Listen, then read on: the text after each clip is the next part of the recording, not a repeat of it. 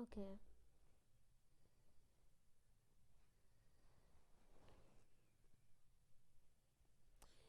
सत श्री अकाल स्टूडेंट्स, बहुत बहुत स्वागत है जी ਤੁਹਾਡਾ ਇੱਕ ਵਾਰ ਫਿਰ ਤੋਂ ਡ੍ਰੀਮਸ ਇੰਸਟੀਚਿਊਟ ਦੇ ਚੈਨਲ ਦੇ ਉੱਪਰ।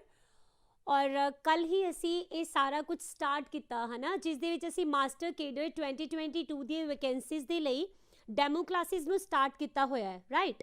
ਔਰ ਇਸ ਦੇ ਵਿੱਚ ਪੰਜਾਬੀ ਦੇ ਜਿਹੜੇ ਲੈਕਚਰਸ ਹੈਗੇ ਆ ਅਸੀਂ ਇਹਨਾਂ ਨੂੰ ਕਰ ਰਹੇ ਹਾਂ।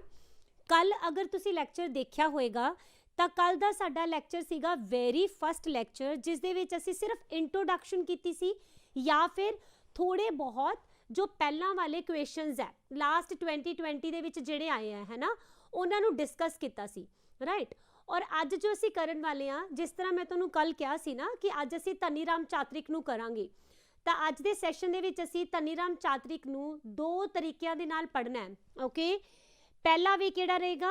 ਪਹਿਲੇ ਵੇ ਦੇ ਵਿੱਚ ਅਸੀਂ ਕਰਾਂਗੇ ਥਿਓਰੀ ਪਾਰਟ, ਓਕੇ। ਦੇਖੋ ਮੇਰਾ ਕੀ ਮੰਨਣਾ ਹੈ, ਜਦੋਂ ਵੀ ਤੁਸੀਂ ਕੋਈ ਵੀ ਚੈਪਟਰ ਕਰਦੇ ਹੋ ਕਿਸੇ ਵੀ ਸਬਜੈਕਟ ਦਾ ਹੋਏ, ਤੁਸੀਂ ਅਗਰ ਕੱਲੇ MCQ ਕਰੋਗੇ ਤਾਂ ਵੀ ਤੁਹਾਨੂੰ ਜ਼ਿਆਦਾ ਬੈਨੀਫਿਟ ਨਹੀਂ ਹੋਣ ਵਾਲਾ, ਠੀਕ ਹੈ। ਬਟ ਅਗਰ ਤੁਸੀਂ ਕੱਲੀ ਹੀ ਥਿਓਰੀ ਕਰੋਗੇ ਤਾਂ ਤੁਹਾਨੂੰ ਇਹ ਪਤਾ ਨਹੀਂ ਚੱਲਣਾ ਕਿ ਕਿਸ ਤਰ੍ਹਾਂ ਦੇ ਪੇਪਰ ਦੇ ਵਿੱਚ ਕੁਐਸਚਨਸ ਆਉਣੇ ਆ, ਆਲਰਾਈਟ। ਤਾਂ ਇਸ ਲਈ ਮੇਰਾ ਪੜ੍ਹਾਉਣ ਦਾ ਕੀ ਤਰੀਕਾ ਰਹੇਗਾ, ਮੈਂ ਤੁਹਾਨੂੰ ਦੋਨੋਂ ਹੀ ਚੀਜ਼ਾਂ ਕਰਵਾਉਣੀਆਂ। ਜਦੋਂ ਅਸੀਂ ਸੈਸ਼ਨ ਨੂੰ ਸਟਾਰਟ ਕਰਾਂਗੇ ਤਾਂ ਉਸ ਦੇ ਵਿੱਚ ਪਹਿਲਾਂ ਆਏਗਾ ਤੁਹਾਡਾ ਥਿਓਰੀ ਪਾਰਟ, ਓਕੇ। ਉਸ ਤੋਂ ਬਾਅਦ ਫਿਰ ਉਸੇ ਥਿਓਰੀ ਦੇ ਬੇਸ ਦੇ ਉੱਪਰ ਕਿਸ ਤਰ੍ਹਾਂ ਦੇ ਕੁਐਸਚਨਸ ਬਣ ਸਕਦੇ ਆ, ਉਹ ਅਸੀਂ ਸਾਰੇ ਦੇ ਸਾਰੇ ਡਿਸਕਸ ਕਰਾਂਗੇ ਅੱਜ ਦੇ ਸੈਸ਼ਨ ਦੇ ਵਿੱਚ ਹੀ, ਓਕੇ। ਤਾਂ ਤੁਸੀਂ ਇੱਕ ਤਾਂ ਮੈਨੂੰ ਪਲੀਜ਼ ਇਹ ਦੱਸ ਦਿਓ ਕਿ ਜੋ ਆਵਾਜ਼ ਹੈ ਤੁਹਾਨੂੰ ਕਲੀਅਰ ਆ ਰਹੀ ਹੈ, ਐਟ ਦ ਸੇਮ ਟਾਈਮ ਜੋ ਸਕਰੀਨ ਹੈ ਕਿ ਇਹ ਵੀ ਵਿਜ਼ੀਬਲ ਹੈ। ਅਗਰ ਹਾਂ ਤਾਂ ਫਿਰ ਇਹਨੂੰ ਸਟਾਰਟ ਕਰ ਦਈਏ, ਰਾਈਟ। ਤਾਂ ਇਸ ਦੇ ਵਿੱਚ ਜੋ ਥਿਓਰੀ ਪਾਰਟ ਹੈ, ਅਗਰ ਉਸ ਦੇ ਵਿੱਚੋਂ ਮੰਨ ਲਓ ਕੋਈ ਇੱਕ ਅੱਧੀ ਚੀਜ਼ ਰਹਿ ਵੀ ਗਈ ਤਾਂ ਉਹਨੂੰ ਆਪਾਂ MCQs ਦੇ ਵਿੱਚ ਡਿਸਕਸ ਕਰ ਲੈਣਾ ਹੈ, ਓਕੇ।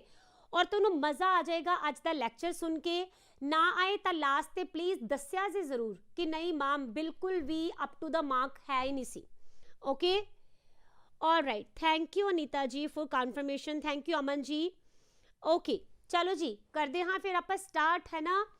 ਔਰ ਇਸ ਦੇ ਵਿੱਚ ਅਸੀਂ ਕੀ ਕਰਨਾ ਆ, ਮਾਸਟਰ ਕੇਡਰ ਦਾ ਧਨੀ ਰਾਮ ਚਾਤਰਿਕ, ਓਕੇ।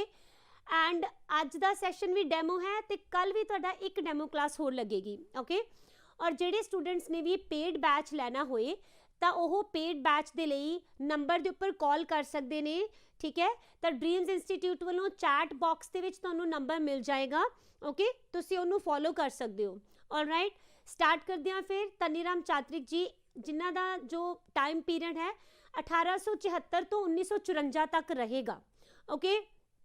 ਤਾਂ ਜਿਹੜੀਆਂ ਚੀਜ਼ਾਂ ਮੈਂ ਰੈੱਡ ਕੀਤੀਆਂ ਨਾ, ਤੁਸੀਂ ਸਮਝ ਲੈਣਾ ਕਿ ਉਸ ਲਾਈਨ ਦੇ ਵਿੱਚ ਇਹ ਹਾਈਲਾਈਟਡ ਪੁਆਇੰਟ ਰਹਿਣਗੇ। ਤੁਸੀਂ ਦੇਖਿਆ ਹੋਏਗਾ ਅਕਸਰ ਹੀ ਅਗਰ ਤੁਸੀਂ 2020 ਵਾਲਾ ਵੀ ਐਗਜ਼ਾਮ ਉਠਾਓਗੇ ਤਾਂ ਐਕਚੁਅਲੀ ਕੀ ਹੈ, ਜਦੋਂ ਤੁਹਾਡੇ ਸਾਹਮਣੇ ਕੋਈ ਵੀ ਰਾਈਟਰ ਆਉਂਦੇ ਆ ਨਾ ਤਾਂ ਉਹਨਾਂ ਦੀ ਬੇਸਿਕ ਇਨਫੋਰਮੇਸ਼ਨ ਦੇ ਬਾਰੇ ਦੇ ਵਿੱਚ ਕਾਫੀ ਕੁਝ ਪੁੱਛ ਲਿਆ ਜਾਂਦਾ ਹੈ, ਠੀਕ ਹੈ। ਤਾਂ ਯਾਦ ਰੱਖਣਾ ਹੈ ਧਨੀ ਰਾਮ ਚਾਤਰਿਕ ਦੇ ਐਕਚੁਅਲੀ ਜਨਮ ਬਾਰੇ ਜ਼ਿਆਦਾ ਪੁੱਛਿਆ ਜਾਂਦਾ ਹੈ। ਪਤਾ ਹੈ ਕਿਉਂ? ਕਿਉਂਕਿ ਇਹ ਇੰਡੀਆ ਵਿੱਚ ਨਹੀਂ ਹੈ, ਇਹ ਪਾਕਿਸਤਾਨ ਵਿੱਚ ਹੈ, ਠੀਕ ਹੈ। ਤਾਂ ਇਸ ਲਈ ਇਹ ਯਾਦ ਰੱਖਣਾ ਹੈ ਕਿ ਇਹਨਾਂ ਦਾ ਜਨਮ ਸ਼ੇਖੂਪੁਰਾ ਜ਼ਿਲ੍ਹੇ ਦੇ ਪਸੀਆਂ ਵਾਲਾ ਪਿੰਡ ਵਿੱਚ ਹੋਇਆ ਸੀਗਾ, ਠੀਕ ਹੈ। ਔਰ ਅੱਜ ਦੀ ਡੇਟ ਦੇ ਵਿੱਚ ਇਹ ਜਗ੍ਹਾ ਤੁਹਾਨੂੰ ਮਿਲੇਗੀ ਪਾਕਿਸਤਾਨ ਦੇ ਵਿੱਚ। ਇਹਨਾਂ ਦੇ ਪਿਤਾ ਜੀ ਦਾ ਨਾਮ ਪੋਲੂਮਲ ਹੈ, ਓਕੇ। ਔਰ ਉਹ ਨਾ ਇੱਕ ਦੁਕਾਨਦਾਰ ਸੀਗੇ, ਠੀਕ ਹੈ। ਯਾਨੀ ਕਿ ਇੱਕ ਬੜੀ ਹੀ ਨੋਰਮਲ ਜੀ ਫੈਮਿਲੀ ਤੋਂ ਬਿਲੋਂਗ ਕਰਦੇ ਸੀ ਧਨੀ ਰਾਮ ਚਾਤਰਿਕ। ਪੈਸੇ ਦੀ ਕਾਫੀ ਜ਼ਿਆਦਾ ਕਿੱਲਤ ਸੀ, ਠੀਕ ਹੈ। ਬਹੁਤ ਹੀ ਘੱਟ ਇਨਕਮ ਦੇ ਸੋਰਸ ਸੀ ਇਹਨਾਂ ਦੀ ਫੈਮਿਲੀ ਦੇ ਵਿੱਚ। ਮਾਤਾ ਜੀ ਦਾ ਨਾਮ ਇਹਨਾਂ ਦੇ ਲక్ష్ਮੀ ਦੇਵੀ ਹੈ। ਜ਼ਿਆਦਾਤਰ ਵੈਸੇ ਨਾ ਤੁਹਾਡੇ ਕੋਲ ਫਾਦਰ ਦਾ ਨਾਮ ਪੁੱਛਿਆ ਜਾਂਦਾ ਹੈ, ਬਟ ਕਿਉਂਕਿ ਅੱਜ ਕੱਲ ਤੁਹਾਨੂੰ ਪਤਾ ਹੈ ਵਿਮਨ ਐਮਪਾਵਰਮੈਂਟ ਬਹੁਤ ਚੱਲ ਰਿਹਾ ਹੈ ਨਾ, ਇਸ ਲਈ ਔਰਤਾਂ ਦੇ ਨਾਮ ਵੀ ਅੱਗੇ ਆ ਰਿਹਾ ਹੈ। ਤਾਂ ਅੱਜ ਦੀ ਡੇਟ ਦੇ ਵਿੱਚ ਜਦੋਂ ਵੀ ਤੁਸੀਂ ਕੋਈ ਵੀ ਰਾਈਟਰ ਕਰੋਗੇ ਤਾਂ ਉਹਨਾਂ ਦੇ ਮਾਤਾ ਜੀ ਦਾ ਨਾਮ ਤੁਸੀਂ ਨਾਲ ਹੀ ਕਰ ਲੈਣਾ ਹੈ। ਇਹਨਾਂ ਦਾ ਨਾਮ ਹੈ ਲక్ష్ਮੀ ਦੇਵੀ, ਓਕੇ। ਤੇ ਦੇਖੋ ਤੁਹਾਨੂੰ ਮੈਂ ਹੁਣੇ ਦੱਸਿਆ ਕਿ ਇਹਨਾਂ ਦੀ ਮਾਲੀ ਹਾਲਤ ਠੀਕ ਨਹੀਂ ਸੀ ਤੇ ਹੁਣ ਇਸ ਪਿੰਡ ਦੇ ਵਿੱਚ ਇਹਨਾਂ ਨੂੰ ਕੰਮ ਨਹੀਂ ਮਿਲ ਰਿਹਾ। ਇਹਨਾਂ ਨੇ ਕੀ ਕੀਤਾ, ਤੁਸੀਂ ਆਪਣੇ ਆਪ ਨੂੰ ਧਨੀ ਰਾਮ ਚਾਤਰਿਕ ਦੀ ਜਗ੍ਹਾ ਤੇ ਲੈ ਕੇ ਚੱਲਣਾ ਆ, ਠੀਕ ਹੈ। ਔਰ ਇਹਨੂੰ ਬਿਲਕੁਲ ਇੱਕ ਸਟੋਰੀ ਦੀ ਤਰ੍ਹਾਂ ਸਮਝਣਾ ਹੈ। ਮੈਂ ਕਹਿੰਦੀ ਹੁੰਦੀ ਹਾਂ ਨਾ ਕਿ ਹਰ ਇੱਕ ਚੈਪਟਰ, ਹਰ ਇੱਕ ਜਿਹੜੀ ਸਬਜੈਕਟ ਹੈ ਉਹਨੂੰ ਸਟੋਰੀ ਨਾਲ ਕਰੋਗੇ ਤਾਂ ਤੁਹਾਨੂੰ ਰੱਟਾ ਲਗਾਉਣ ਦੀ ਜ਼ਰੂਰਤ ਹੀ ਨਹੀਂ ਪੈਣੀ, ਠੀਕ ਹੈ ਨਾ, ਓਕੇ। ਤਾਂ ਇਹਨਾਂ ਦੇ ਪਾਪਾ ਨੇ ਕੀ ਕੀਤਾ, ਫਿਰ ਕੰਮ ਦੀ ਤਲਾਸ਼ ਦੇ ਵਿੱਚ ਇਹ ਅੰਮ੍ਰਿਤਸਰ 'ਚ ਸ਼ਿਫਟ ਹੋ ਗਏ। ਤਾਂ ਅੰਮ੍ਰਿਤਸਰ ਦੇ ਇਸ ਪਿੰਡ ਦਾ ਨਾਮ ਵੀ ਅਕਸਰ ਪੁੱਛਿਆ ਜਾਂਦਾ ਹੈ, ਤਾਂ ਯਾਦ ਰੱਖੋਗੇ ਲੋਪੋਕੇ ਨਾਮ ਦਾ ਪਿੰਡ ਹੈ, ਓਕੇ। ਤੇ ਇਹਨਾਂ ਦੇ ਪਿਤਾ ਜੀ ਨੇ ਇਹਨਾਂ ਨੂੰ ਕਿਹੜੀਆਂ ਭਾਸ਼ਾਵਾਂ ਸਿਖਾਈਆਂ ਸੀ? ਗੁਰਮੁਖੀ ਔਰ ਉਰਦੂ ਦੋਨੋਂ ਹੀ ਸਿੱਖਿਆਵਾਂ ਇਹਨਾਂ ਨੂੰ ਇਹਨਾਂ ਦੇ ਪਿਤਾ ਜੀ ਨੇ ਹੀ ਦਿੱਤੀਆਂ ਸੀ। ਇਹ ਬਹੁਤ ਇੰਪੋਰਟੈਂਟ ਰਹੇਗਾ, ਯਾਦ ਰੱਖਣਾ, ਠੀਕ ਹੈ। ਔਰ ਜਦੋਂ ਨਾ ਚਾਤਰਿਕ ਛੋਟੇ ਹੁੰਦੇ ਸੀ ਉਦੋਂ ਤੋਂ ਹੀ ਵੈਸੇ ਇਹਨਾਂ ਨੂੰ ਕੈਲੀਗ੍ਰਾਫੀ ਦਾ ਬਹੁਤ ਜ਼ਿਆਦਾ ਸ਼ੌਂਕ ਸੀ, ਠੀਕ ਹੈ। ਤੇ ਦੇਖੋ ਇਹਨਾਂ ਨੇ ਨਾ ਫਿਰ ਧੀਰੇ ਧੀਰੇ ਕਰਕੇ ਇਸ ਸ਼ੌਂਕ ਨੂੰ ਇੰਨਾ ਜ਼ਿਆਦਾ ਪ੍ਰਚੰਨ ਕੀਤਾ ਕਿ ਜਦੋਂ ਭਾਈ ਵੀਰ ਸਿੰਘ ਜੀ ਦੇ ਇਹ ਸੰਪਰਕ ਦੇ ਵਿੱਚ ਆਉਣਗੇ, ਆਉਣ ਵਾਲੇ ਟਾਈਮ 'ਚ ਮੈਂ ਹੁਣੇ ਕਰਵਾਉਂਗੀ, ਤਾਂ ਉਹਨਾਂ ਦੇ ਕਹਿਣ ਦੇ ਉੱਪਰ ਇਹ ਗੁਰਮੁਖੀ ਦੀ ਟਾਈਪੋਗ੍ਰਾਫੀ ਸਿੱਖਣ ਦੇ ਲਈ ਕਿੱਥੇ ਗਏ? ਬੰਬਈ ਗਏ, ਠੀਕ ਹੈ, ਜਿਹਨੂੰ ਅੱਜ ਕੱਲ੍ਹ ਆਪਾਂ ਮੁੰਬਈ ਬੋਲਦੇ ਹਾਂ, ਤਾਂ ਬੰਬਈ ਯਾਦ ਰੱਖਣਾ ਹੈ, ਠੀਕ ਹੈ। ਉਸ ਤੋਂ ਬਾਅਦ ਤੁਹਾਨੂੰ ਪਤਾ ਹੋਏਗਾ ਕਿ ਭਾਈ ਵੀਰ ਸਿੰਘ ਜੀ ਨੇ ਇੱਕ ਪ੍ਰਿੰਟਿੰਗ ਪ੍ਰੈਸ ਚਲਾਈ ਹੋਈ ਸੀ, ਹੈ ਨਾ, ਕਿਹੜੇ ਸੀ ਕਿ ਵਜ਼ੀਰ ਹਿੰਦ ਪ੍ਰੈਸ। ਤੇ ਐਸੇ ਵਜ਼ੀਰ ਹਿੰਦ ਪ੍ਰੈਸ ਦੇ ਵਿੱਚ ਇਹਨਾਂ ਨੇ ਯਾਨੀ ਧਨੀ ਰਾਮ ਚਾਤਰਿਕ ਨੇ ਨੌਕਰੀ ਵੀ ਕੀਤੀ ਸੀ, ਠੀਕ ਹੈ। ਉਦੋਂ ਇਹਨਾਂ ਦੀ ਉਮਰ ਹੁੰਦੀ ਸੀ 17 ਸਾਲ। ਇਹਨੂੰ ਤੁਸੀਂ ਐਦਾਂ ਯਾਦ ਰੱਖ ਲੈਣਾ ਆ। ਕੈਲੀਗ੍ਰਾਫੀ ਕੀ ਹੁੰਦਾ ਹੈ? ਦੇਖੋ ਮੈਂ ਤੁਹਾਨੂੰ ਲਿਖ ਕੇ ਦਿਖਾ ਦਿੰਦੀ ਹਾਂ, ਠੀਕ ਹੈ।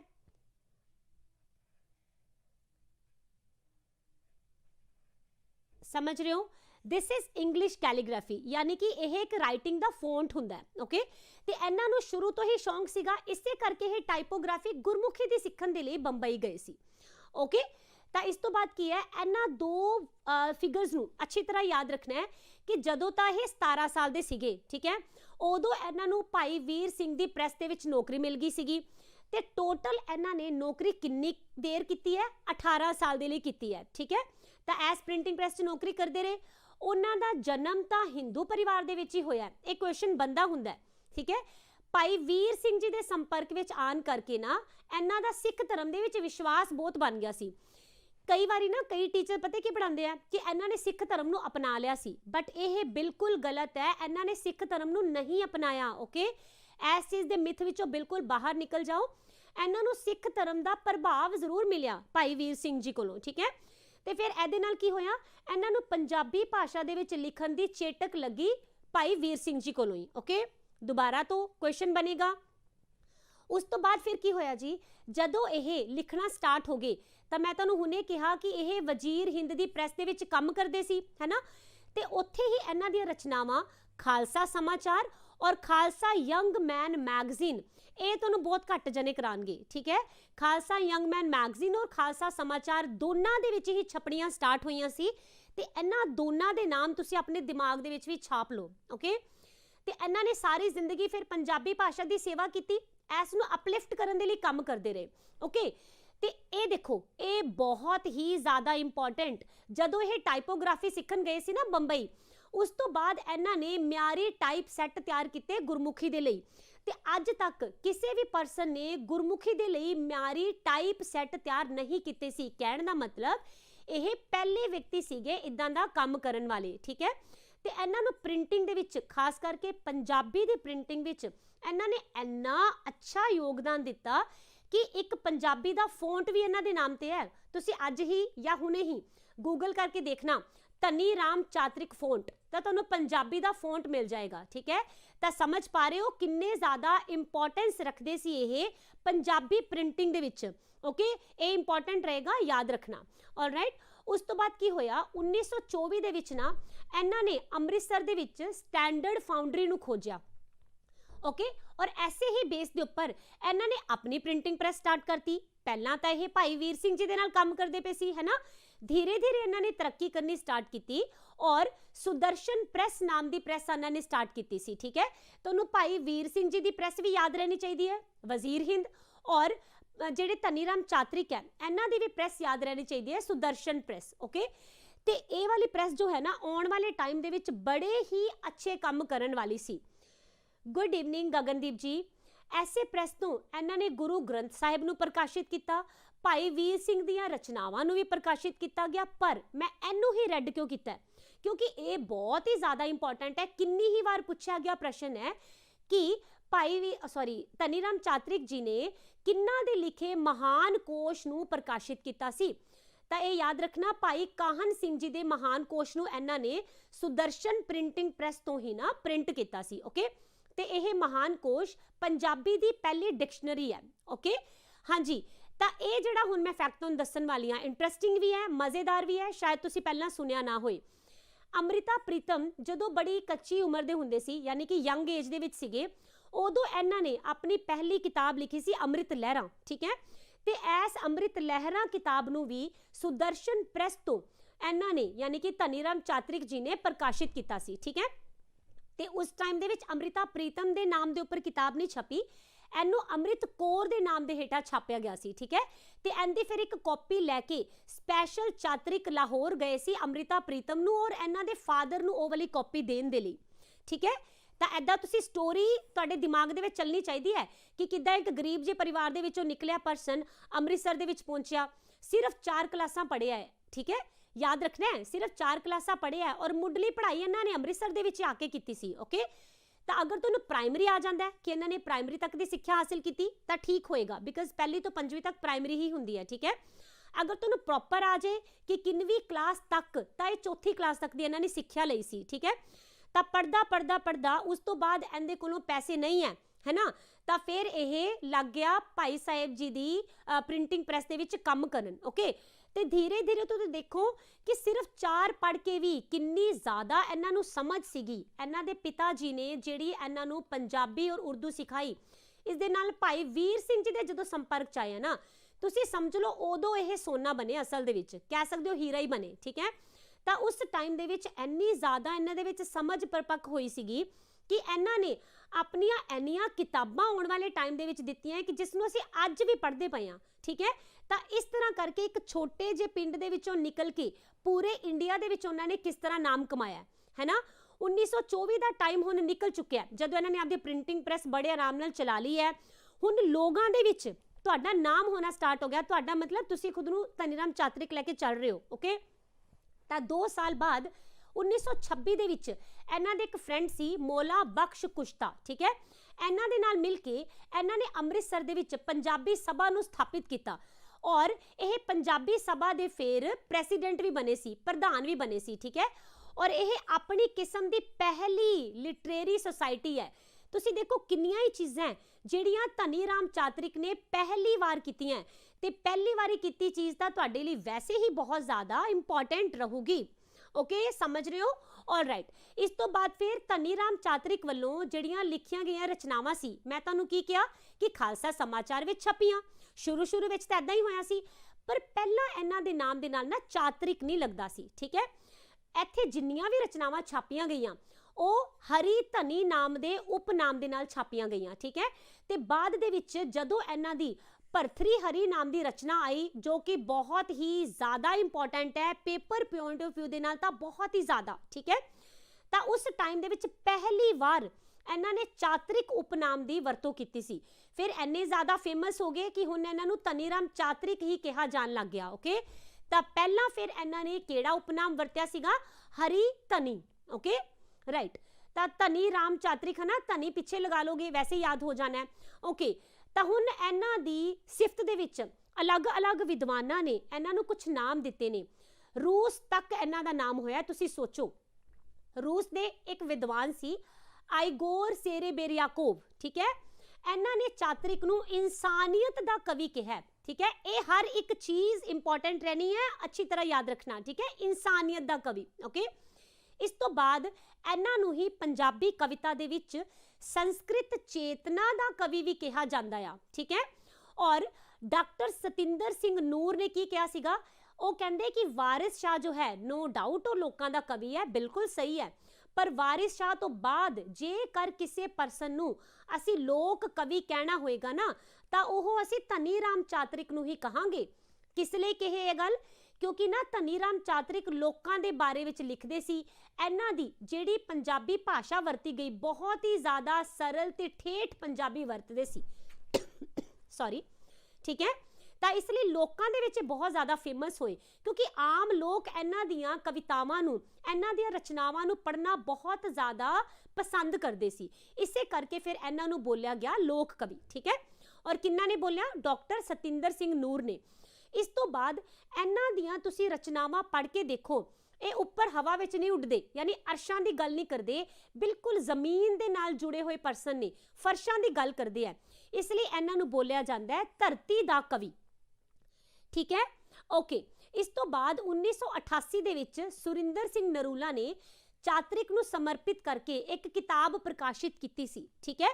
इस किताब का सिरलेख धनीराम चातरिक और पब्लिशर ਸਾਹਿਤ ਅਕੈਡਮੀ ਸੀ। ਆਲਰਾਈਟ।